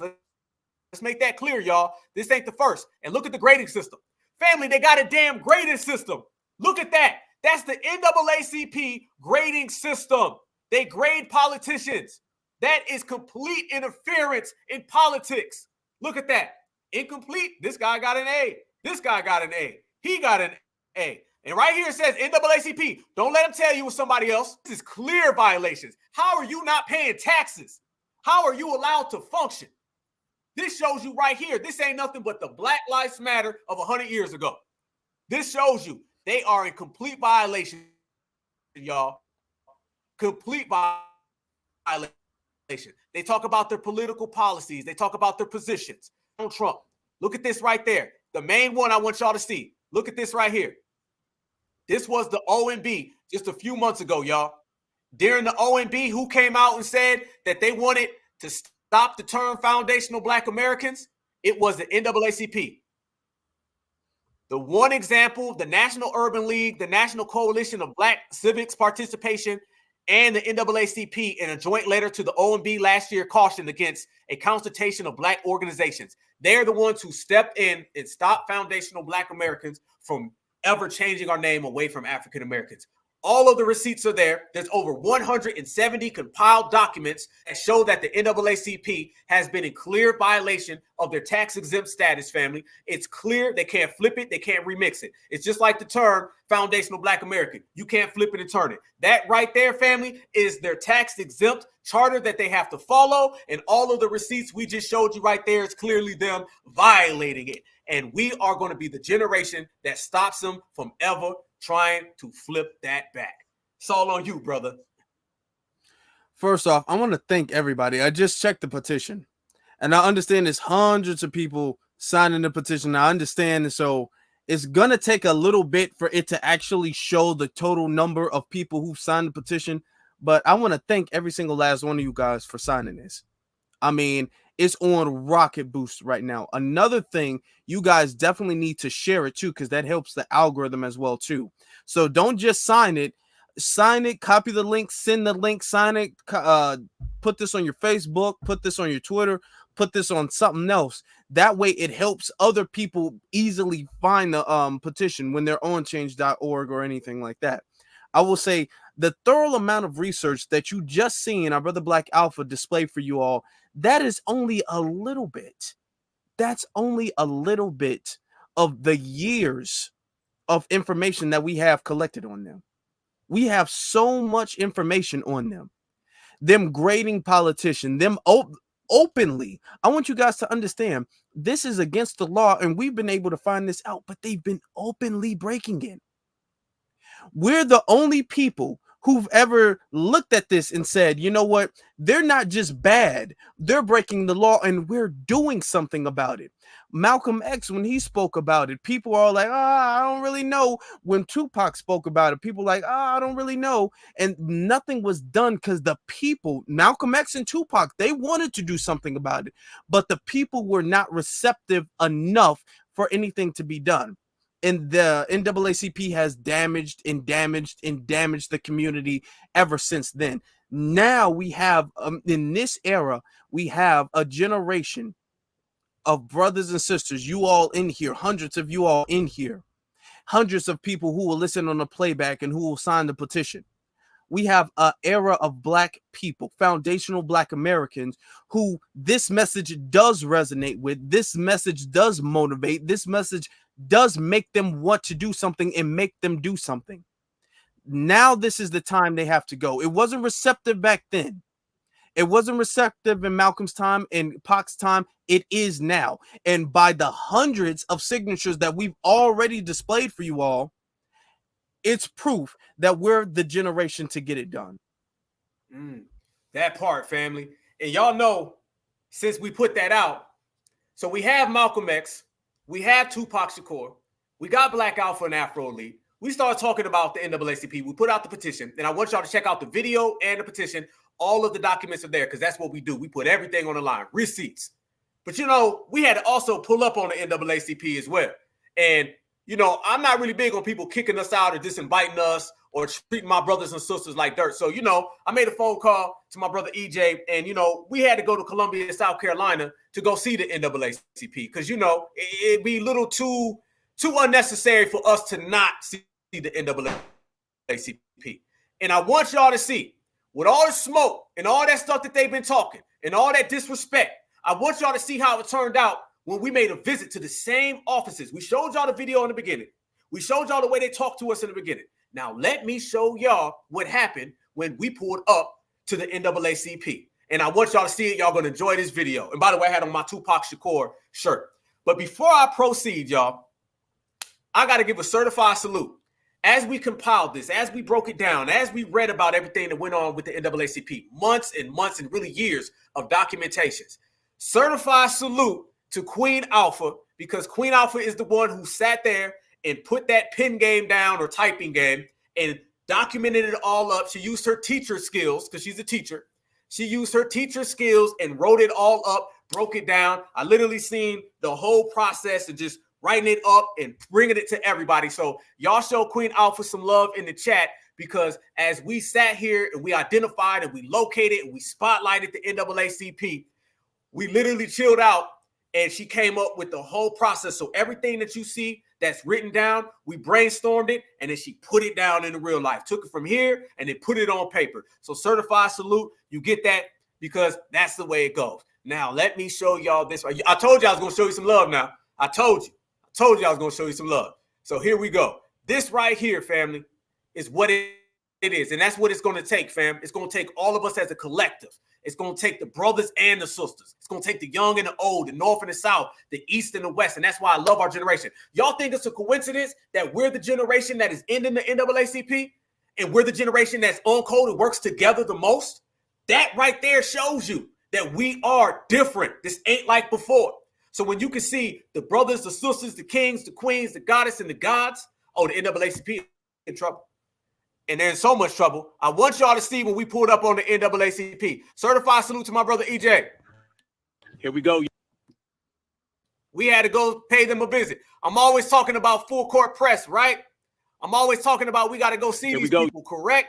Well, let me show y'all when we pulled up on the NAACP. This is the same chapter of the NAACP that disinvited us and kicked us out of King Day, y'all. This is the same exact one. So look at how they responded when they didn't have the military, when they didn't have the establishment, when it was just some foundational Black American brothers and sisters standing on business. Y'all gonna enjoy this right here. But I'm gonna tell you ahead of time, ain't no backing down, ain't no falling back. We'll take no shorts and no losses. They disrespected us and disinvited us on King Day, so I paid them a full court press and watched them run from Black Alpha. Let's go. Here we go, y'all. Told y'all it's a full court press. Told you it's a Black American summer. Let's see what the NAACP got. All right, the same NAACP that wants to disinvite folks. Okay, well, we're gonna get that full court press. Damn, where you at, NAACP? Come on, NAACP, South Carolina State Conference. This is the same NAACP, y'all, that disinvited foundational Black Americans for same one. That's them, family. That's them. The doors is locked. Oh yeah, we're gonna start here and I'm gonna rewind it and show you how it played out. Come on. NAACP, South Carolina State Conference. This is the same NAACP, y'all, that disinvited foundational Black Americans for Martin Luther King Day. This is the same NAACP that called us migrants. And it's going to be the same NAACP who get that full court press and revoke from their taxes and status. Look at this, y'all. Look at this. Listen, Black voices protect Black votes. Y'all ain't even supposed to be participating in any form of elections. That is why you're getting that full court press. That's why you're getting regulated. That's why this is the new reparations generation, Black grassroots, and we ain't having none of that. Yes, indeed. Yes, indeed. Y'all already know I had to be extra. Hold up. That's one. This is when we first pulled up. That's what you see when we first pulled up, y'all. Now look at this. They ain't worth shit. I want y'all to see this right here. This is when, matter of fact, let me bring it back. Let me double that back. I got the family in here. We got 730 people in here. We got 730 people. Sign the petition, share the petition. The NAACP is against the ropes. They hurt, they wobbling, the reparations generation, all of my sisters, all of my brothers, the FBA family tree. We got Chicago, we got Georgia in here. Let's go, y'all. This is what we've been working on, man. Me and brother Afro Elite have been working on this for the longest amount of time, and we are finally here. We've been waiting, y'all. I want to show y'all this, though. Check this out. I got more videos. This is the pull-up, family, that we done pulled up on the NAACP. Y'all look at this right here. Same one. And when they ain't got the military with them, they not so tough. Look at this right here, y'all. I pulled up directly, went straight to their place. They don't want to come see us. We'll come see them. Y'all know that's my motto. Watch this. NAACP. I know the doors is locked. I know you don't want to see foundational Black Americans. We just want to have a conversation. It's all love. It's all love. You about the advancement of color folks, right? Okay. And why are you always using the foundational Black American thing? Hey, you said it in the chat. Savvy, you right. They knew that we was coming. I'm going to show y'all a dude called the police. Watch. The police going to show up. And I'm going to show you the dude who made the phone call. Don't get it twisted. It's not just the NAACP. It's the community center. It's all the old Boule organizations. They all stick together. They knew we was there. I was out front speaking, and I was doing a promo for the petition, which I will be airing. And then I noticed folks was looking. I seen the sheriff walk out, and then this happened. Hey, you know your headlines. I just want to see, family. All right, it says these premises are subject to 24-hour-a-day election surveillance. Okay, that's cool, fine, because we just want to talk to the NAACP. Ain't nothing wrong. Don't nobody want to come in uninvited. Hey, I want y'all to know that they will not let good brothers and sisters in this event. They will not let us in. They are trying to block it off. The doors is closed and everything, family. This is what we're talking about. This is what we're saying. They don't want to see foundational Black Americans. They don't want to see certified Black society. They don't want to give us our proper duty.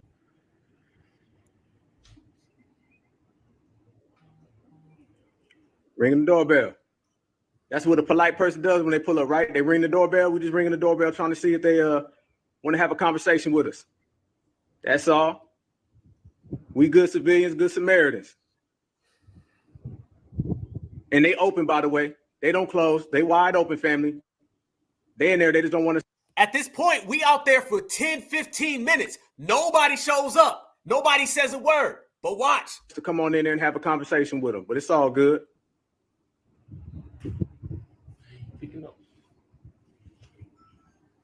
Certified salute to EJ. Knocking on the door, but ain't nobody home.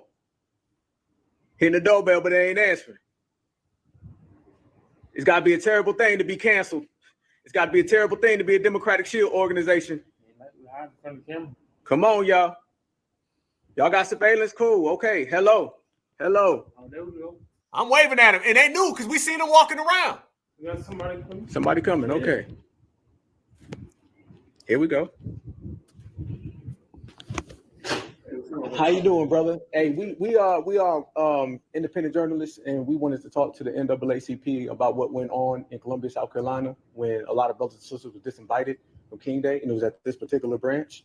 And no, this is the community center. NAACP is already and right over there. Okay, this is community center. Yeah, this okay. Community center for the church. But the NAACP and the church and the community center all work together. This guy capping. This guy's lying. I'm going to show y'all how I know he was lying. First off, I know for a fact this guy works with the NAACP. And I know that the NAACP and the community center, that's why they're in the same venue, because they work together. Watch this right here, though, family. I'm going to show you how he acts like he don't know what I'm talking about. Notice my voice changed. I'm talking completely business, completely professional. I ain't cursing. I ain't saying nothing. We know how to speak with proper terms. Like I said, foundational Black Americans, we not ratchet with it. But watch how he lies to me. And this is the guy who called the police. And no, this is the community center. NAACP is already and right over there. Okay, this is community center. Yeah, this okay. Community center for the church. What building that is? Because this says two. Look right there. Look right there. I say, what building? And look how he's like he didn't want to give it to me. And in a second, you're going to see him say the building number like he remembered it ASAP. How he go from I'm not sure to it's right over there. Watch, fam. Watch him try to act like he don't really want to give it to me, and he's being very, very vague. Okay. Community center for the church. What building that is? Look at that face. Yeah, I don't. If you don't want to give it, just say you don't want to give it, homeboy. That's 201. 201. Yeah, the whole thing. Okay. This is 201 Columbia Mall Boulevard. So okay, so this is Suite 201. Okay, so what building is it? 119. Boom. Look what he said. 119. Look how he remembered it real quick now. A minute ago, it was I'm not sure. Look how he said, oh, it's 119. You knew it the whole time. Just say it, bro. Over there. Okay, this is community center. Yeah, this okay. Community center for the church. What building that is? Because this says 201. 201. Yeah, the whole thing. Okay. This is 201 Columbia Mall Boulevard. So okay, so this is Suite 201. Okay, so what building is it? 119. He said 119 real quick then. Now look, fam. Look at that look. He don't want to give it to me, right? And y'all right, a closed community center. Yeah, please. Look at this right here. He called them boys. Trust me, he called over. Then I get over there. We see this lady. She's leaving. This lady is leaving. Family, this is at 4:30. They say they close at 5. This man made a phone call over there right across the venue, right across the parking lot. He called this lady. When we got there, she was already locking the doors. And then she says, are you recording me? Watch, y'all.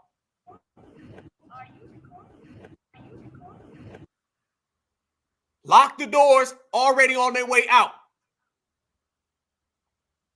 They're not supposed to be closed. They still supposed to be open. What it is, the same energy that had him 1 second saying, I don't know where it's at. And then 2 minutes later, he says, oh, it's 119. He made a phone call. He said, Sally Mae, they got some certifieds getting close. You go ahead, lock them doors, and get up out of there. And watch her. She's like, well, why are you recording me? She was very, very shook. She done got her bags, and there's another lady, and they got the hell out of there. What happened to all that energy when y'all was kicking the side of King Day? What happened to all that energy when you was calling the fire department, the police? Y'all had water hose. Where is it at now? Look at that. Cowards. Cowards. 8:30, 4:30? Okay, the website says 5, but okay. Notice I said the website says 5. And watch her say, you're correct. You are correct. You are correct.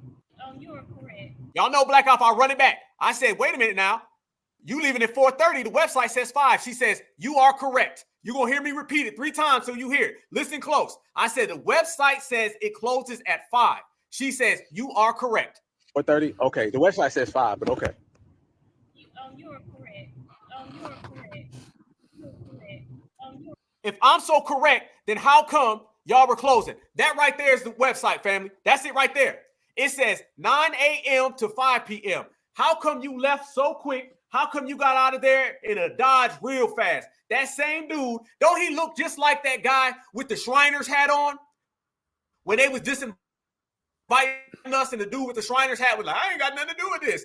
That look that dude gave me, that was somebody who did not want to give me the address, y'all. He did not want to tell me where they were at. We know what it is. It's the same type of energy, y'all. Straight up. Look at this. That's the same look.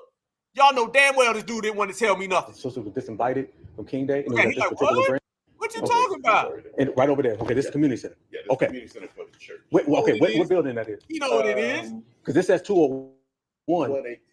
201. Yeah, the whole thing. Okay. This is 201 Columbia Mall Boulevard. So okay, the whole thing. This is Suite 201. Okay, so what building is it? Y'all.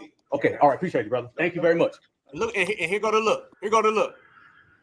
He the same one. Okay, this is the other one. Okay. This is the same one where the dude wanted to run. He didn't really want to speak on it. He wanted to hide. He didn't really want to tell me what really went on. But y'all know we gonna get him. Now watch this. I want y'all to see this. This is when I went back. I ended up going back over there, y'all. Is this it? This is it. I ended up going back over there. I see that they are trying to run game on us. So I said, let me walk back over there real quick. Let me go see something. So this is after, all right? I was going to leave. But what I did, I turned back around and I said, well, hold on, wait a minute. Let's go see what's really happening. So I doubled back, y'all. And then I went back to go see something. This is what happens when I went back by myself. Right here in Columbia, South Carolina. They ain't worth shit. The NAACP is officially canceled, y'all. So is the National Non-Action Network, NCOBRA, NARC, the Urban League. They all done for. This is based upon foundational Black Americans. This is based upon Black American freedmen. This is our generation, the reparations generation. We're canceling all these outdated, no good, defunct, irrelevant organizations. They all through. This is what it is. This is the same branch of the NAACP that disinvited 40 foundational Black Americans on King Day. Look at that. Look at the writing on the wall. They ain't even got writing up there. Look how defunct that is. Look what I'm talking about, y'all. These are the people out here who cosplay. These are the people out here who speak on our lineage, who speak. By the way, family, when I said look at this, you can't see this. That's supposed to say NAACP up here, but it is so decoded, you can't even see the spelling. Now, while I'm talking, I'm looking through this glass and I start to see police, okay? I see police. So where the guy was telling us where the NAACP was and he was talking about the community center, you see the community center, then you see the sheriff department, and then the NAACP. So now he wasn't just calling them. The ladies had already left. This is me out there because I said I got to report to my family and show y'all the actual location where they try to play us. This is the people who kicked us out on King's Day. As soon as I went back over there, somebody called the police. Speak on our name. This is the same organization where the president said that we're migrants. They try to compare us to immigrants. They try to compare us to people of color. They try to compare us to minorities. This is nothing but a Democratic shield organization. They represent the Democrats at all costs. They get involved in politics. They speak on our name and they try to. You can't see it. Look right behind me, y'all. There go the police. That's me. It's all reflection. All reflection. The police pull up right there. Next thing you know, I got to see y'all. Hold up. Wait a minute. Hold up. Let me show y'all something real good. Next thing you know, family, as I'm sitting there, I'm recording. Behind me, the police pull up. The police on some, looking at me. They ain't really want to say nothing, but the guy, the cops is looking like, what you doing here? I ain't budging. I'm like, what? Shit, we good. What's up? I ain't doing nothing. So the police is sitting there on some stare down type stuff. It really wasn't on they was trying to get loud or nothing. It was more some intimidation tactics. So the police is sitting there on some, and y'all know what I'm doing? We gonna sit here all goddamn day long. So that's the sheriff office. So they're sitting there staring. I'm staring like, what are you doing in front of the building? I'm sitting there thinking, why you give a damn? You better get your ass a donut and go home, homeboy, hillbilly. So next thing you know, family, it goes back. And this is what ended up. I ended up cutting the camera and we got right back to business, y'all. Right back to business. Calling the police. They know what it is. And look, y'all. Look who the NAACP has their offices right down the street from. The sheriff office. You see what I'm talking about, y'all? This is who they represent. They got to stay real close to massa. That's why they get all that money. That's why they get all them campaign contributions, so they could be real close to massa. Look at that, y'all. That is literally the sheriff department, 2 buildings down, 2 offices down from the NAACP, y'all.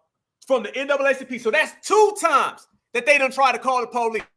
First time they called out all the goddamn police and the task force and the Secret Service, every goddamn body. This time they call out the sheriff because literally the sheriff is protecting them. And listen to what I say. They don't want to get far away from massa.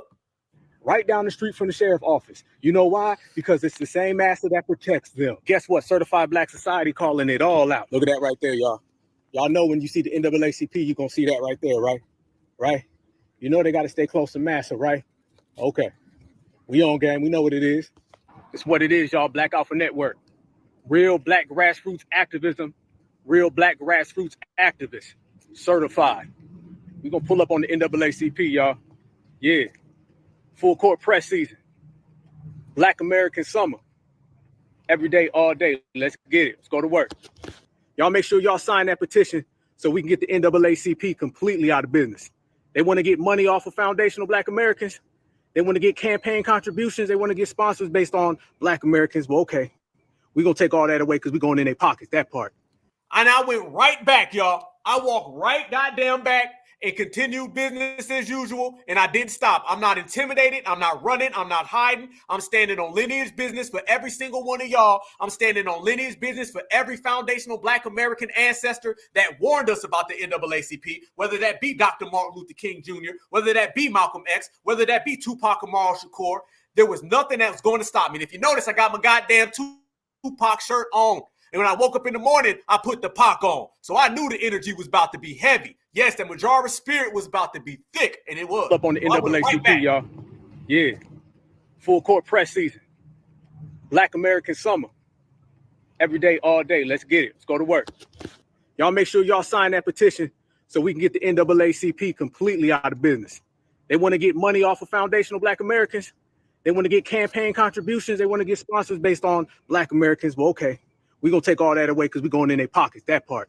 Certified Black Society, Black Alpha Network, in the building. They thought it was all sweet on King Day when they disinvited us, but we back with the full court press. That's the type of time it is. NAACP, South Carolina State Conference. This is the same NAACP, y'all, that disinvited foundational Black Americans for Martin Luther King Day. This is the same NAACP that called us migrants. And it's going to be the same NAACP who get that full court press and revoke from their taxes and status. Look at this, y'all. Look at this. Listen, Black voices protect Black votes. Y'all ain't even supposed to be participating in any form of elections. That is why you're getting that full court press. That's why you're getting regulated. That's why this is the new reparations generation, Black grassroots, and we ain't having none of that. Yes, indeed. Yes, indeed. Boom. Checkmate. Goddamn. Brother elite, brother elite, brother elite. Family. I gotta salute you, brother. I gotta salute you. Man, hey, salute to you, bro. But you know me and you've been talking about brothers and sisters all across the country doing the same thing. And in Chicago, in Detroit, in California, go to the NAACP and let's go do these full court presses. I know in Chicago, brothers and sisters ain't fucking with the NAACP up there neither. How do you feel about these full court presses that we've been doing? You know, full court press. What's that? The politician that be running from you? I ain't gonna. Sanchez. You know what I'm talking about. Sanchez has his track shoes on when he sees Afro Elite because Vasquez, not Sanchez. I keep saying Sanchez is Vasquez. My bad. Close enough. Same thing. Same thing, shit. Same thing. We press them. We press them, family. How do you feel about brothers and sisters, bro? The new Black American reparation generation, the Black American summer, full court press. How you feel about seeing these people and actually letting them know we stand on reparations? If you don't pay us a visit, we gonna pay you a visit.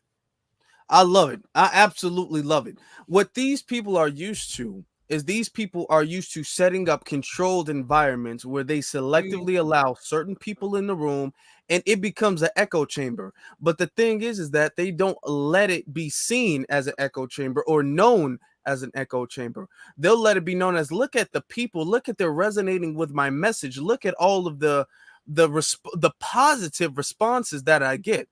This is why when I was going to Chicago, when I was going to the court meetings in City Hall, I would let people know, like, they're kicking certain people out. They're not letting certain people in. The lobby would be full of people, and then inside of the courtroom is full of Hispanics and illegal immigrants and everything, and they're cheering on everything the politicians are saying, giving the optics, giving the illusion, giving the appearance that the politicians are the voice of the people, that the people resonate with the politicians. And this is the same thing the NAACP does. There's a reason why the NAACP kicked you guys out, kicked us out. I'm not even going to say you all, kicked us out as foundational Black Americans, and did not kick out the Palestinians, because the Palestinians are not upset with the NAACP. The Palestinians aren't upset. They're not trying to dismantle the NAACP. The NAACP has not done the Palestinians anything wrong, done nothing wrong to them. They have selectively allowed certain people to interview them. They've selectively allowed certain people to enter the room. They've selectively allowed certain people to enter and engage and participate in the conversation. What we are doing is we are saying, no more of you guys selectively cherry picking people who are going to go with your agenda to be involved in this conversation, because this conversation pertains to everybody. The result of this conversation will affect everybody. Everybody will be affected by whatever happens in this conversation. However, you're only allowing people who agree with your agenda to enter this conversation and engage in this conversation. And we're saying no more of that.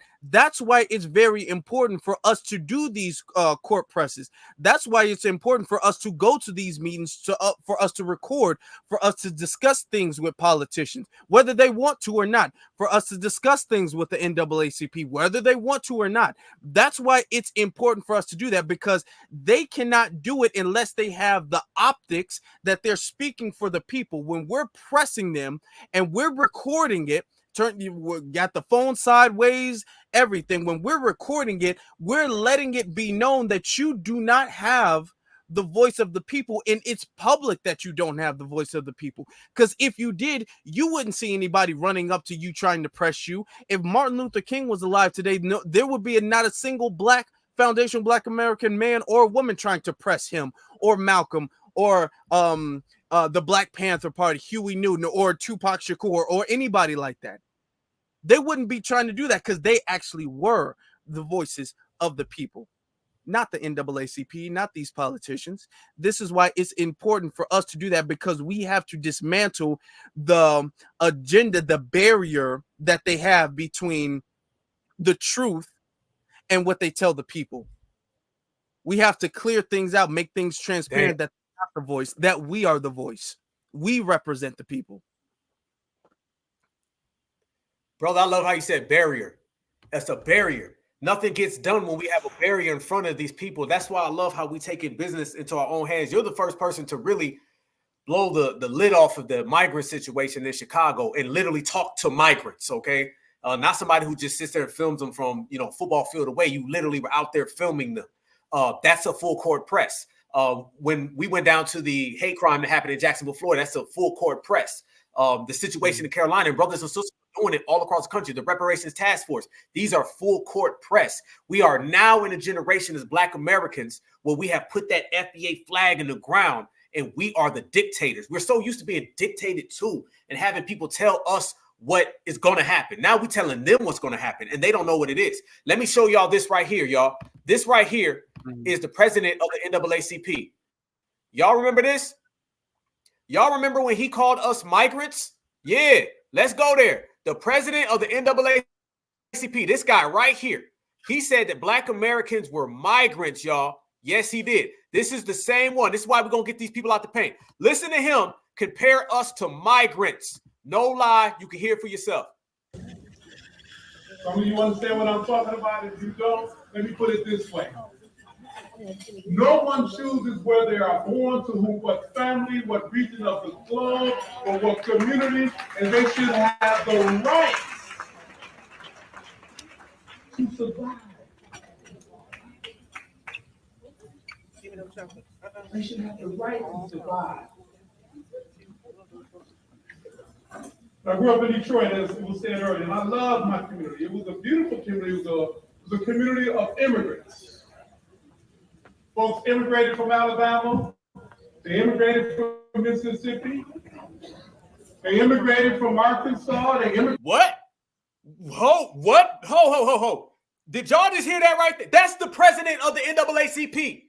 In 2024, he said that he lived in Detroit and it was a nation of immigrants, a community of immigrants that immigrated from the South.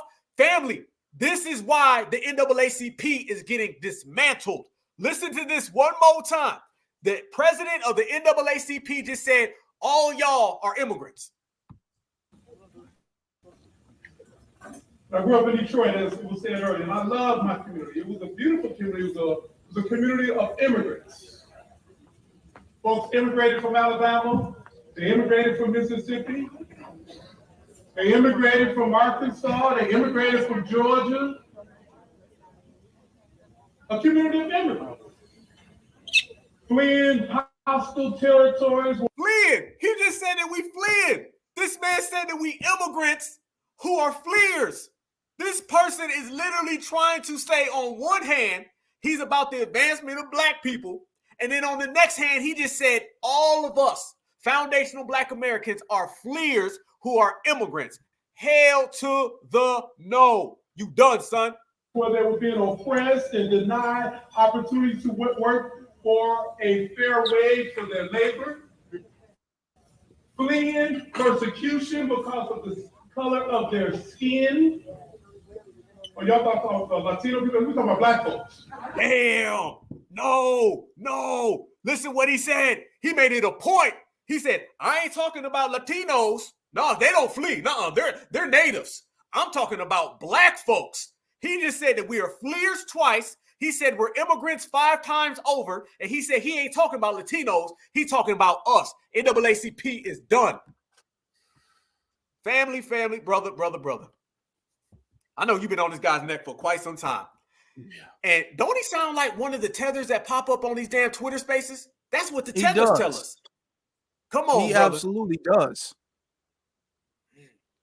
I knew they were going to do that. I knew that was going to be a talking point. As soon as we started really pushing the line that we are from this land, that this is our land, that we've actually been here before the transatlantic slave trade. A large percentage of us, I would say a larger percentage of us, were here prior to the slave ships than the ones that actually came during the slave ships. And there's historical and scientific evidence to back that up. But we've been here since before the inception of the United States of America. And I knew when we start delineating as far as us and every other immigrant group, I knew that they were going to say, well, hold on, guys, you guys are immigrants too. I mean, your grandma, she was from Arkansas. Your grandpa, he was from Georgia. So if you guys live in New York, if you guys live in Chicago, Detroit, we're all technically immigrants in some way, if you really want to think about it. So I made a broadcast about it, completely debunked that, because I knew this is a talking point that they're going to bring up. Mark my words again, family. This is not the last time you're going to hear this. You're going to continuously hear the whole, where everybody's technically a migrant, so you can't get mad at them because you're a migrant too. You're in this. You're in the same category they are, because we're all migrants in some way. They kind of rebranded, reshifted, and change the definition so we all fit in that. So that's why it's very important that we know our history. We know the definitions of these words that are being used, and we stand on that. Checkmate. I'm gonna do something, family. Since we in here, this is a foundational Black American gathering. I'm gonna put this link out here, man. I'm gonna have anybody who wants to come on up, man. Come on up and chop it up. We here. So I'll just put the link in the chat, man. Anybody want to come on up and chop it up with me and my brother Afro Elite, man, because this is our time, y'all. And, we are representatives of all of y'all. See, that's the difference between me and Afro and a lot of other people, man. When we say that we are actually out here putting in work, man. What we try to do, y'all, is we try to represent everybody. We have conversations about representing every single last person. So I understand if, say, my brother, sister can't make it to an event, that's all right. We're going to be there for you. If my brother, sister can't make it to a rally, that's okay. We're going to be there for you. So anybody out there, if you're not there and present, then your soul and your spirit is there, and we're going to be the ones to speak for you. As well as when I ain't there, I need you to hold me down, because this is the way we do it as Foundational Black Americans. So if anybody want to come on up and chop it up for a second, man. Just want to talk about, Foundational Black Americans and what we got going.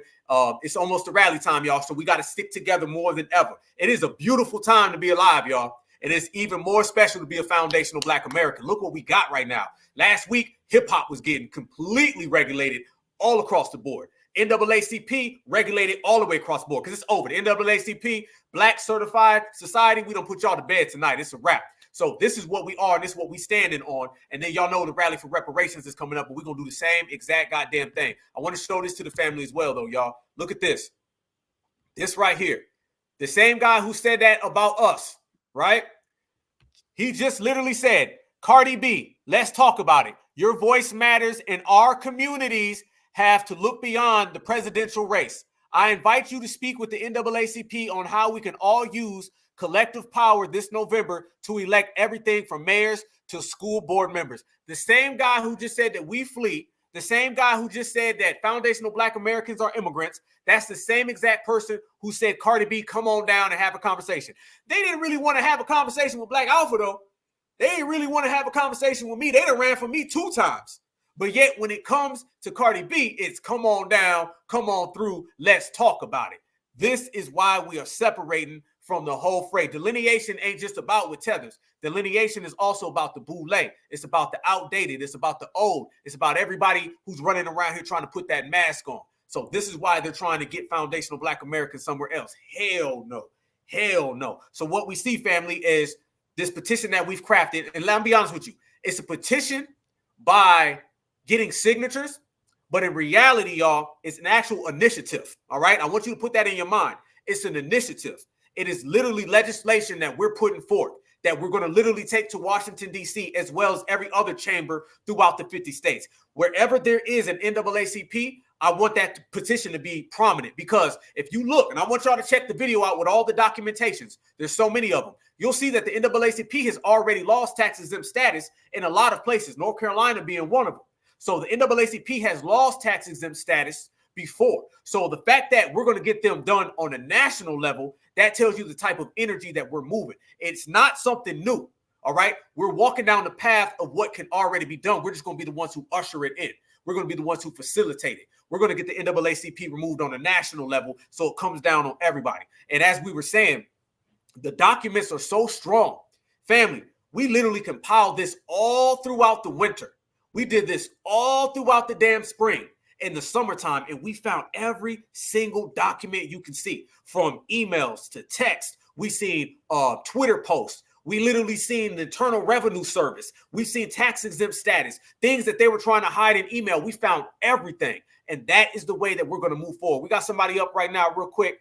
How you doing? Speak. Say your name. I don't really do this too much. Say your name. How you doing? Hi, this is Goddess M. How y'all doing, family? Salute. Miriam. I know that damn voice. I know that voice. Certified salute, sister. How you? Certified salute. Look, y'all are on fire. Boy, y'all bought the receipts, the invoices, stone tablets. You know what I'm saying? Let them forever be G-checked, and let them forever be checkmate. They can't hide, they can't run. Too much evidence is on, and we're going to continue to gather evidence. We're going to expose cockroaches. You know, you lift up the rocks and you lift up the rugs, you shake them, because water bugs come and hide in the dark. They're going to be exposed because y'all shining that ever-loving light on them, that FBA certified American freedman light on them. So that's what time it is. All the grifting that they are done, it's over, pretty much. Get your hands out of FBA pockets. Flip your thing back on them. You know what I'm saying? They're ops. Flip it back on them. They've been gathering our resources, like I said before earlier in the space. when we were in the space, that they've been grifting up our community for an extremely long time, for dang near 100 years. When although they were kind of at odds, but Frederick Douglass, as well as Carter G. Williams, was two of the greatest minds at that time, and they were pillars of our community. Even though some of our FBA brethren or sisterins took on white mates, they did not lose who they were, their own identity, or the focus or the commitment that they had to the legacy. They truly stayed true to it. They push our needs and wants forward.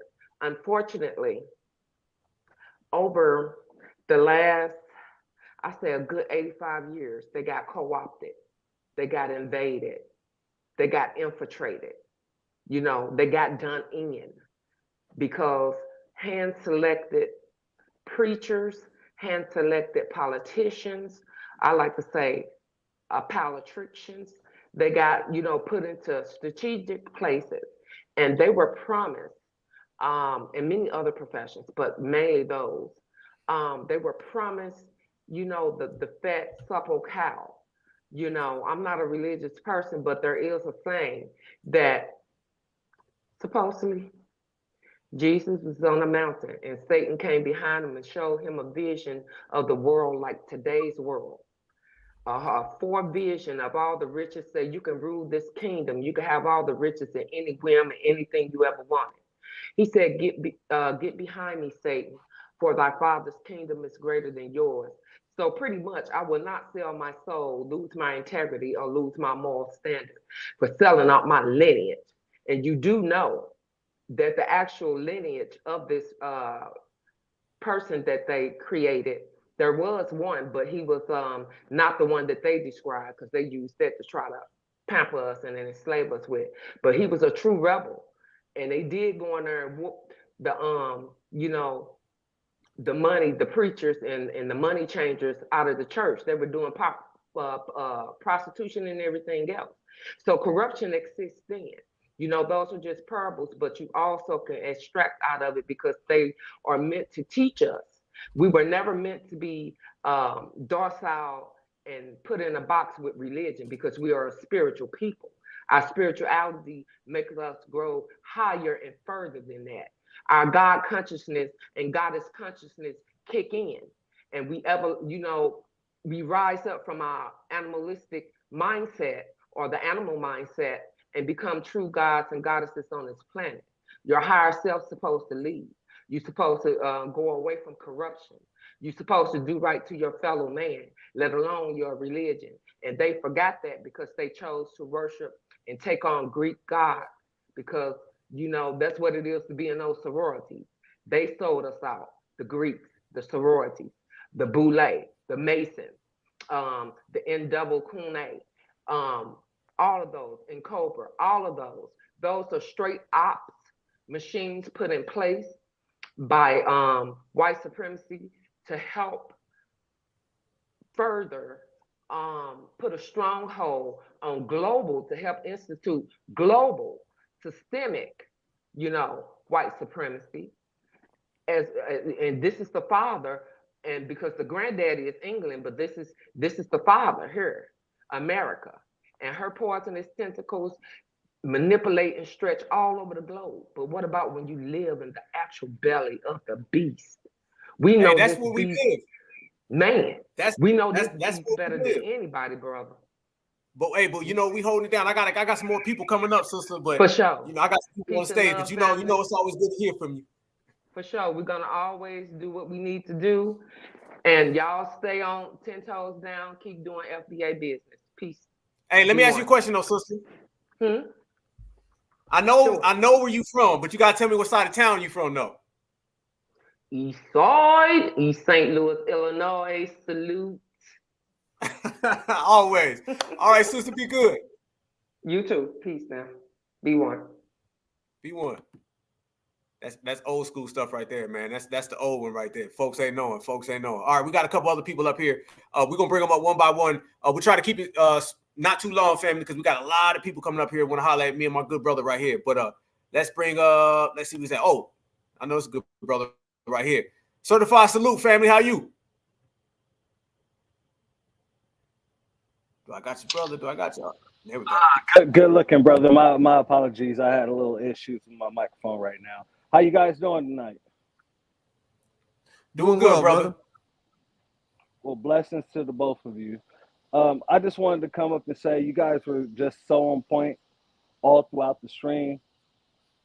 I'm trying to just stay on that level that you guys have set and everyone else before you has set and everyone else before us have set, which is just show up and show out. As long as we can show up and show out and speak for our people out loud with no issues, speak for our people without any type of contradictions within ourselves, then they're going to have to listen or they're going to have to fall. Very simple, very plain. Much love to you both. I'm going to drop back down. I got to finish cooking. Much respect, fam. Hey, what you making? Tonight, I'm making a little bit of macaroni and cheese, doing some ribs, got some cabbage on the stove. So, you know, I got to run back and forth out to the grill tonight, you know.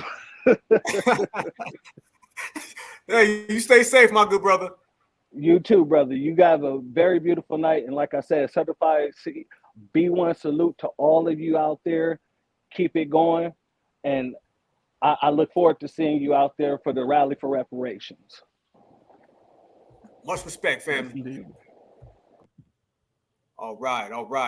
Good brother right there. Okay, we got more people up. Let's chop it up. Here we go. Certified salute, family. What's good with you? Let me unmute you. There we go. I think you got to unmute your mic. It. Okay, yeah, okay, finally. All right, bro. I'm glad I'm up here. Thank you and Afro for all the work you do. You know, I appreciate you. I watch you. You know, I admire what y'all been doing. Y'all do have a majority spirit, you know, going forward. You know, this is the energy that we need. We need to get the younger, the 18, 19, 20-year-olds, 17-year-olds involved. But one of the main reasons I came up was to talk about the history, because you gave the history of the NAACP. And if you really dig into the history of the NAACP, you will find out they have never been 10 toes down for FBA. It's always been a shiesty deal. It's always been half-baked, you know, never fully in our true freedom, our true liberation, our true reparations. It's always been, you know, we'll give you a little bit, we'll give you a little bit over here, we'll give you a little bit over here. Never really being 10 toes. I don't know if you know about Ben Jealous, and when he was in, I don't know if you know about the brother that was in doing the Million Man March, who resigned. Ben Jealous resigned. It's been several of them. When they found out they got up against that brick wall, they resigned. They resigned because they couldn't handle it. They couldn't take it. It was like, damn, what I done got myself into. I don't, you know. So you're doing the right thing. That's what I'm telling you. And as I stated, you know, send that letter to Trump. Send that to them. Because if you really want to can the NAACP, we don't need them. It's like we got to move away from these so-called ship-shot organizations that's been around for a century and a half or a century, and we've never really gotten anything from them. You know, it's a facade. They put up this whole, you know, because Ben Crump, every time, you know, somebody's killed, one of our brothers and sisters is assassinated, you know, he's right on the scene. NAACP right there, lining his pockets, lining his law firm. How is that? What is that? What is that? That's not justice. When we had the Black Panther Party, There wasn't about going up there getting your pockets lined. It was like, no, you're gonna stop killing us. That's what you're gonna do. You're gonna quit, or else we're gonna do this. So I'm just saying, you and Afro Elite, Brother Alpha, y'all on the right path. Y'all on the right, journey. We need this type of energy at this particular time. 2024 is the year. I will be in DC. I will, chop it up with y'all. But yeah, this is some good energy. We got to unseat these people. Like you said, this has to be the generation that says, no, we're no longer taking this shit from y'all. We don't want you as representative leaders of our people. We got to can you. We got to get rid of you. Finally, I looked at that video of Tupac, but I'm gonna keep it, short and brief. But I appreciate the work that you all are doing. Don't stop. What I'm saying is, don't get halfway. Go all the way. And if you really want to see them go, send that letter to Trump. So there's nothing will give them more pleasure than to undo them. So just don't half step. Don't half step. Just go all the way. Because like I've been around for some years, and I'm saying it's time for these people to go. Thank you both for y'all, for all that y'all do. I watch y'all and I support y'all. Thank you, brother. I appreciate you. No doubt, no doubt. Yes, indeed, man. Much respect, family. And yeah, Trump gonna be getting that. Trump, hey, let me tell you something. We ain't got friends. All we got is interest. So Trump, everybody, you want to push it? We gonna push it. Let me tell everybody, we're gonna bring everybody up, but we gotta keep it to like 2 minutes because I'm telling you, the queue is packed. A lot of people want to come up and talk to me and my brother Afro Lee, so we're very, very packed. So let's keep it 2 minutes. And one more thing, just watch your language, family. Try not to curse or nothing like that, or throw around WHIT too much. So try to watch your language, and we got like 2 minutes because we are so fully loaded. But we're going to bring up everybody because we are activists of the people. We men of the people. We the people's champs. And I love talking to everybody, man. All this don't mean nothing unless I'm with the family, man. If I can't be with the family, it don't mean nothing. So let's bring up some more folks. How you doing? How you doing? What I want to just say, that's good. What I want to just say that, it's sad that the generation before you, like, no disrespect to the guy that was speaking before you, he sounds a little older than you. And it's just so sad how they couldn't really do anything for our generation now, the youngsters, and they want all the responsibility on us, and it's okay with it because we're ready for war. We're ready for anything, but y'all had it a little easier. And the generation before us, and y'all really didn't care. You know what I'm saying? Like, instead of y'all helping out and making things better for the generation coming up behind them, they made it worse. Like the NAACP, they don't really do anything for anybody, and they always want to put other nationalities in front of,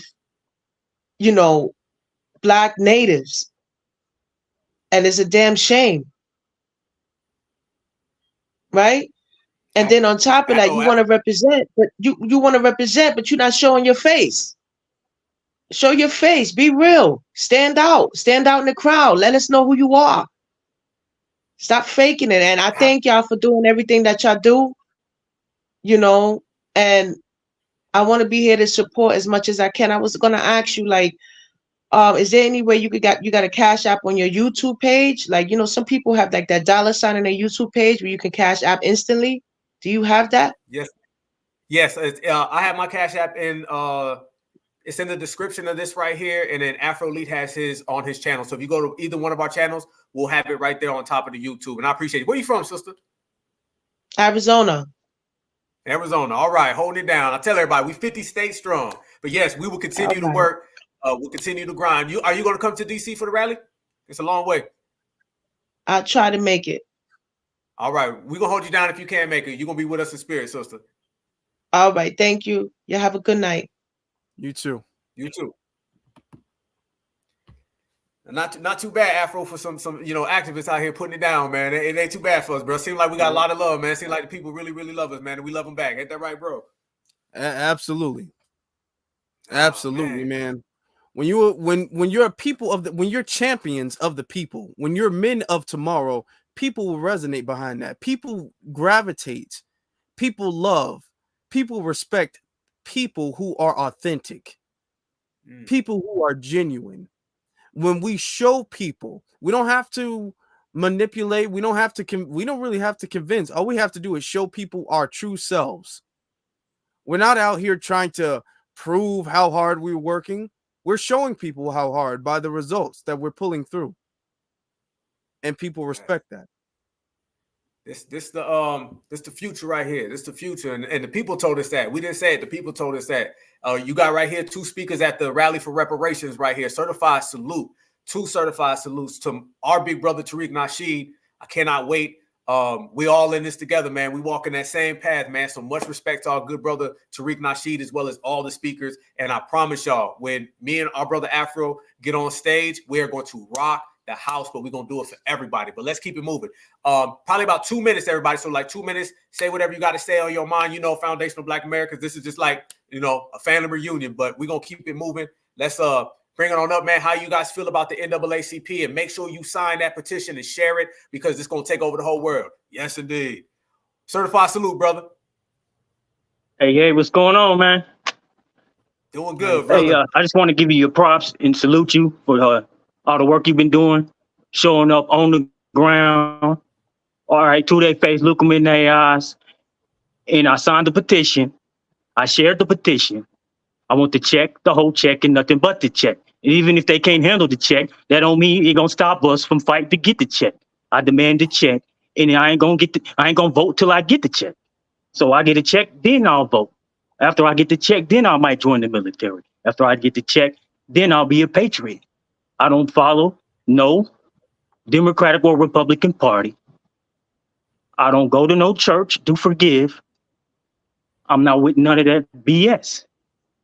We put our ancestors put in the work. We earned the check. We've been put up with white supremacy, and we ain't putting up with none of that disrespect.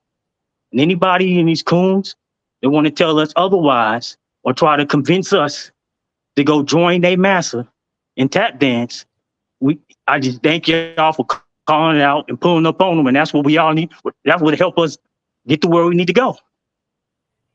Is by pulling up on them, getting up, calling their phone lines. That's why I'm going back to this video. I want that address so I can call them up, so I can pull up too. Because you're not alone, brother. I'm with you. Us real grassroots brothers and sisters. We out here doing what we got to do. We working. We handling our business. We taking care of our kids. And we got to stand up against the people that's holding us back. All the people out here in our neighborhood that's being destructive, us real brothers got to stand up. You got to have courage. You got to get out there. You got to be a good example. And that's why I salute you. I salute you.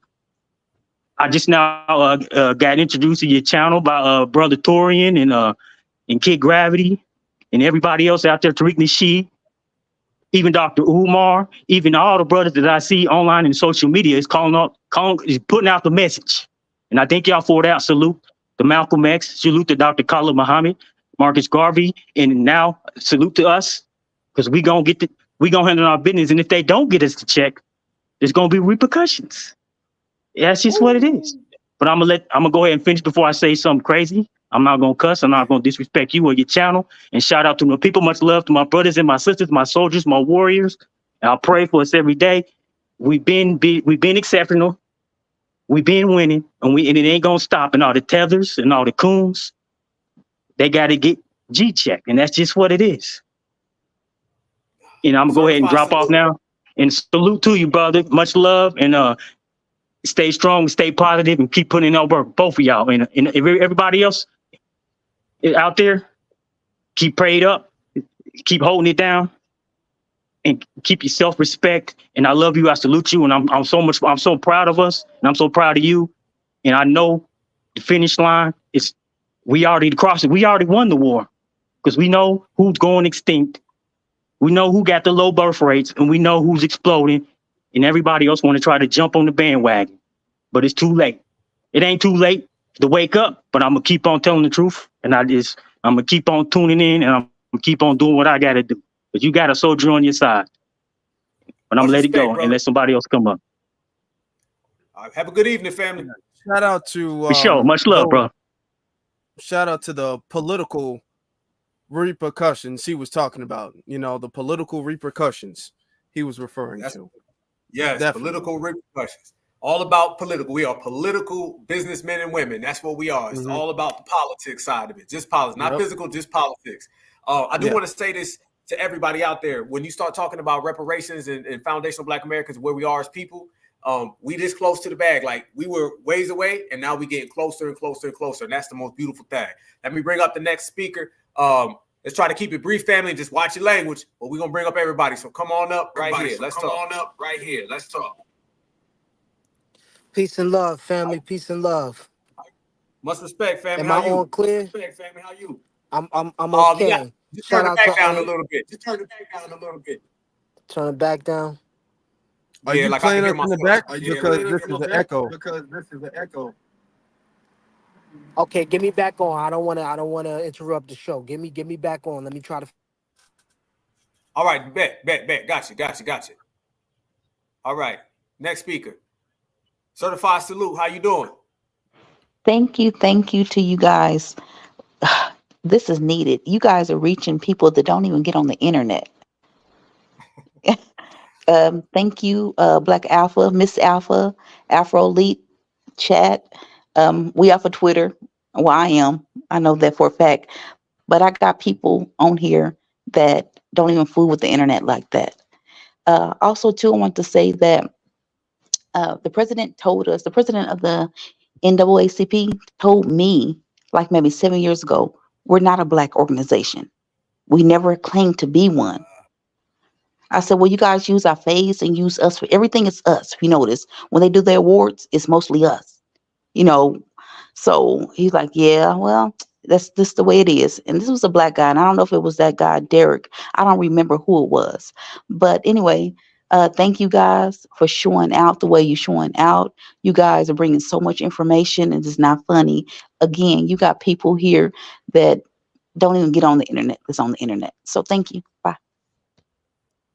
Thank you very much, sister. I appreciate you. Thank you for your kind words. All right, let's keep it pushing, family. Who we got up next? Oh, we loaded up in here. Okay. Oh, I see Ricky. What up, Ricky? How you, brother? What up? B1, Charleston, South Carolina. What's up, brother? Alpha Elite, Black Alpha. How y'all doing? How you doing, brother? Loving life and living the dream. One of the key phrases that we should keep putting out there on the forefront is that the NAACP has been out there for how long? Forever. Hundreds of years. Yes, nothing's changed for melanated Americans, but everybody else get drastic changes.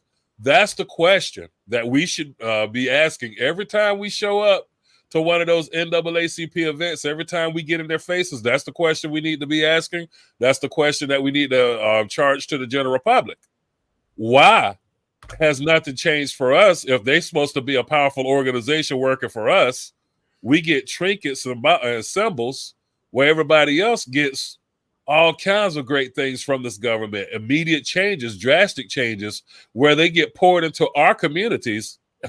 These are the questions that we need to be asking. Absolutely, brother. Hey, man, tap in with me, bro. I appreciate that, family. Much respect, bro. Yep. Yo, y'all guys have a good night, man, and I hope to see you guys in Washington. Oh, you already know, man. And keep driving them folks crazy, man. You already know what I'm talking about. You know. Peace. Respect. Yes, indeed. Yes, indeed. Let's keep it trucking right here, family. Let's bring it on up. Let's try to keep it to like a minute to 2 minutes because we're about to wrap it all back. Certified salute, brother. Hey, Black Alpha. Afro Elite. How you? Shalom. Hey, I'm solid. I was trying to send you a message in the chat because I wanted to give you my information, and we can talk about some fundraising later. Most definitely. But you know, for our people, man, knowledge is power. Okay, we need to understand where this NAACP comes from, who created it, and the purpose. Now, the things that have been happening that you've been showing. And I put it in the chat, you know, in the YouTube chat.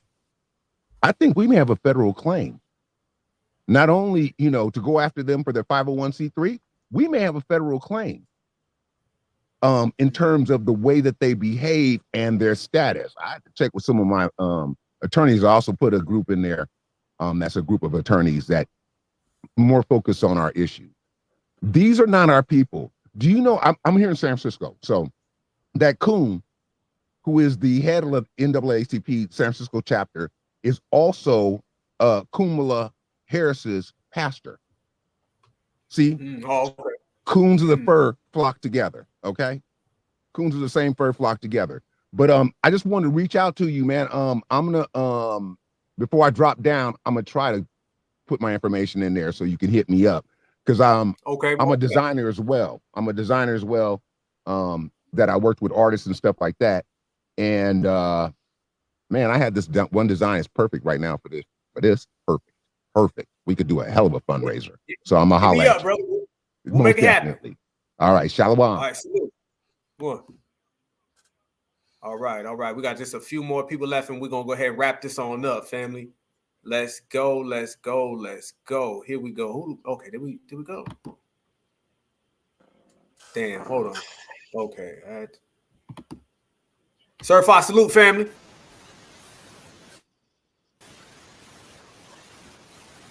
Can you hear me?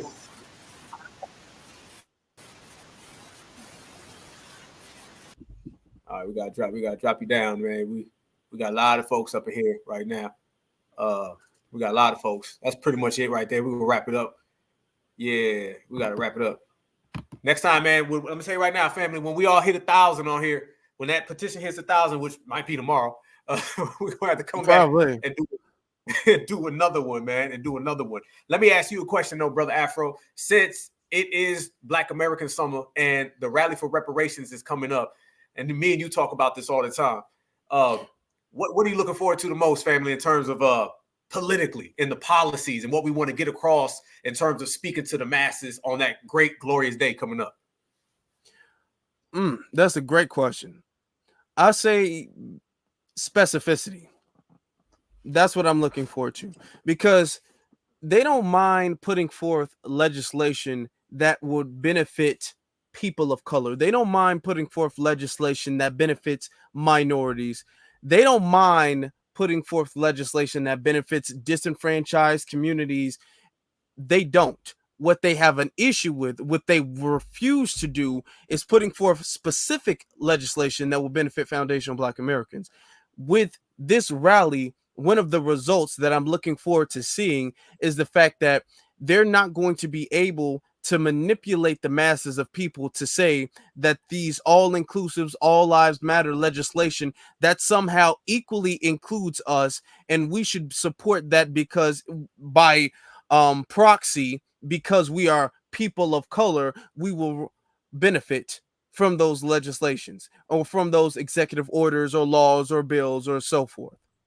So I'm really looking to change the way they even speak about any legislation, the way they even speak about you people of color and minorities, which, if you notice, they're starting to say much less than they used to. They're starting to say Black and brown much less than they used to. But I believe that as a result of this rally, which is a guaranteed success, I believe that this pretty much not going to be in their lexicon whatsoever. Ooh. Sound like we pushing that line and beating them real, we're beating them to the policies before they can get us. It's like we're ahead of them. But we're one step ahead in this generation, it seems like, where older generations, I feel like they were always behind, like they would always take a step back. We're like literally leading the fray. This right here, though, family, once again, everybody, this right here is the petition. I want everybody to sign the petition. The petition will be all the way in the link to this video right here. Change.org right here. This is to revoke the tax exempt status of the NAACP, y'all. The next goal, we had 255. We need more than that. I want to get 500, fam. We got to make it build and build. I haven't shared this on any of my social media platforms, and I will. But this is it right here. I want you to get on this page, read how it is thoroughly, expertly crafted by Queen Alpha, how she crafted this thoroughly, precisely. There is no remixing. There's no missed points. Everything in this right here, they cannot twist or tangle. So in other words, family, they're going to be very, very afraid of what we have created. I want y'all to check this out all the way. This is the petition. Let me show y'all right here. They keep jumping all over the goddamn place, but that's all good. This is it right here, family. Come and check it out and make sure that you see it. Most people have see right here. Most people have gotten it from YouTube because this is the unveiling of it.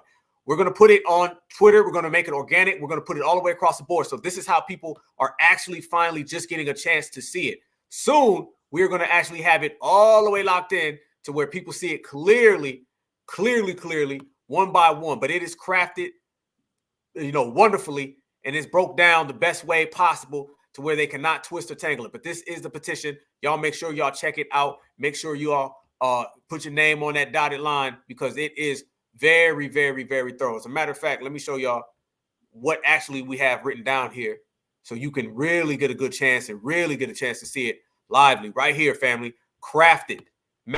Masterpiece. Broke down. We not in here saying, man, we think that the NAACP, they bad. Just get them rid. We don't need them no more. Nah, we literally have precise language in here. The language is precise.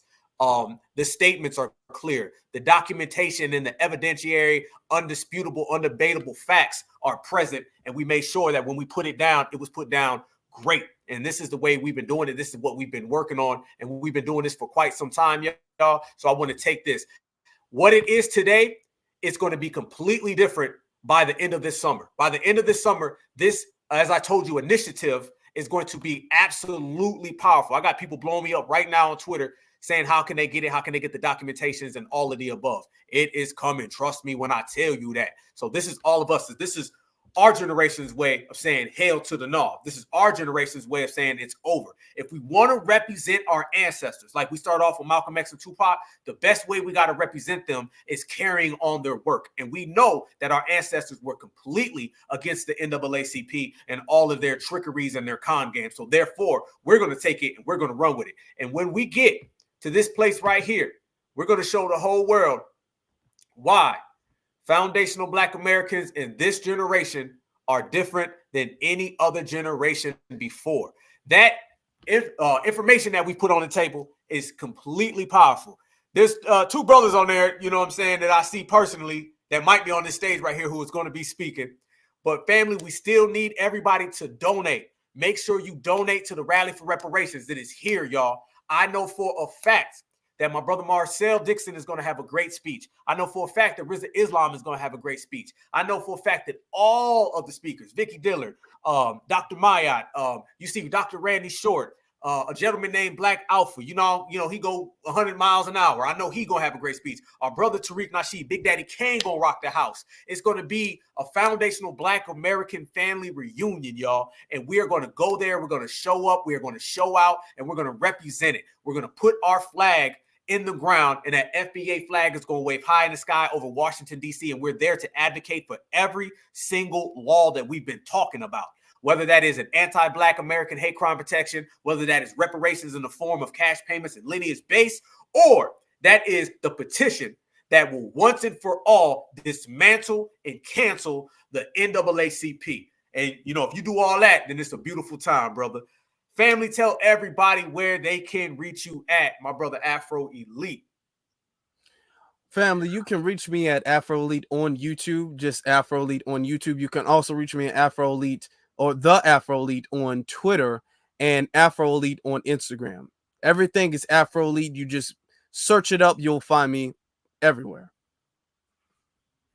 Certified salute to y'all, brother. Hey, y'all make sure y'all tap into my brother on Thursday because he's going to have an episode as well, and we're going to continue to get him. We're not just going to let them get off the hook. We're going to come with back to back to back as much as it takes. We are on. They bumper. They can't run. They can hit that exit. We're going to be right there. They can hit the other exit. We're going to be right there. No matter where the NAACP is, no matter where any of the ops are, we're going to make sure that we get them. Brother, it's been a pleasure working with you, family. And, I got a pretty good feeling there's a hell of a lot more coming up, family. Absolutely. Thank you. And once again, thank you for having me and all of the work that you did. And family, thank you. Certified salute, brother. Certified salute, family. That's my good brother, Afro Elite, right there. Y'all already know that, though. That's my good brother. Family, it's been a hell of a ride, y'all. I got to show y'all something, though, real quick. Something very important to me. I cannot let y'all go without showing y'all this, all right?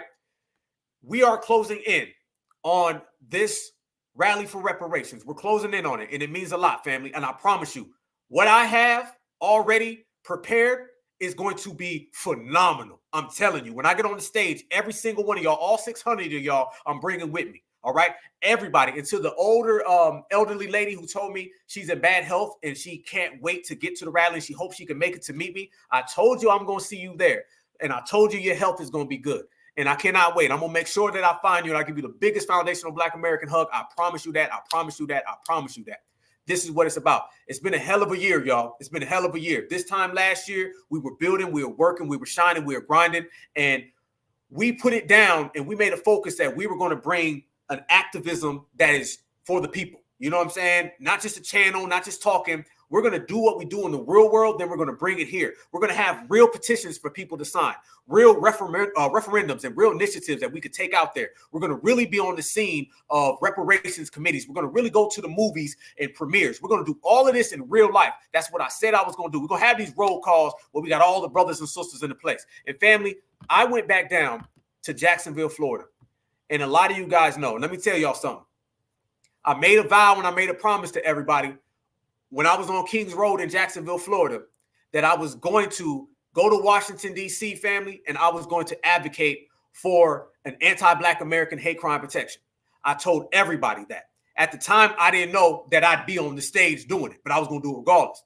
Now I'm going to be on the stage in Washington, D.C., and I promise you, the same way I promised you on Kings Road I was not going to leave, the same way I'm promising you right now, I'm going to give the biggest speech for an anti-Black American hate crime protection that has ever been given in American history. We have been the #1 victims of hate crimes since this country has started and before this country. When you think of hate crimes, it's us. When you add up all the other communities, they still don't equal out to what we deal with.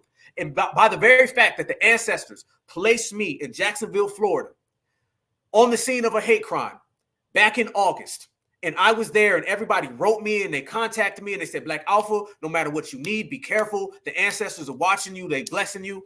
It is my duty as your foundational Black American brother to take that same energy and that same protection and that same loyalty that all of you guys showed me when I was in Jacksonville, Florida, when 3 Black Americans were harmed and slaughtered. I took it from Kings Road in Jacksonville. Now it's my duty to go to Washington, D.C., you guys, and to stand on that same business. So I promise you guys right here today, the same way I promised you last August in Jacksonville on the scene of the crime, that when I get on that goddamn stage, I'm going to advocate for reparations. I'm going to advocate for the community, for the lineage, the heritage, and the culture. But I'm going to advocate for anti-foundational Black American hate crime protection that protects us all. So all of your kids, all of your cousins, all of your unborn children, they can grow up in a world where there's an anti-Black American hate crime law that we will enforce. Don't let nobody tell you either we already got one or, man, it don't matter. Everything matters when we put the enforcement on it. So I promise you guys that is what's going to happen. And this was me, family, the other day. I finally got a chance to go back down there to Jacksonville, Florida, you guys. I finally got a chance to go back to the Dollar General. That's the Dollar General that changed my life, y'all. That changed my life. I swear. It changed my life forever. I was always dedicated. I was always passionate. I always cared, but it took it to another level.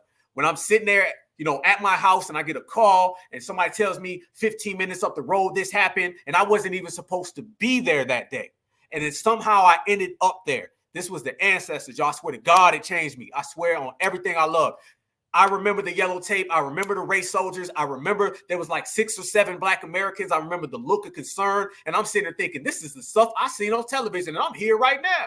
So I got a chance to go back down there. And I seen the way that the brothers and sisters were looking. And I seen the way that their stuff is, messed up and the reefs are out there. Any other community, y'all, would have ended up getting statues. Any other community would have got buildings. They would have got a national holiday. And we got nothing.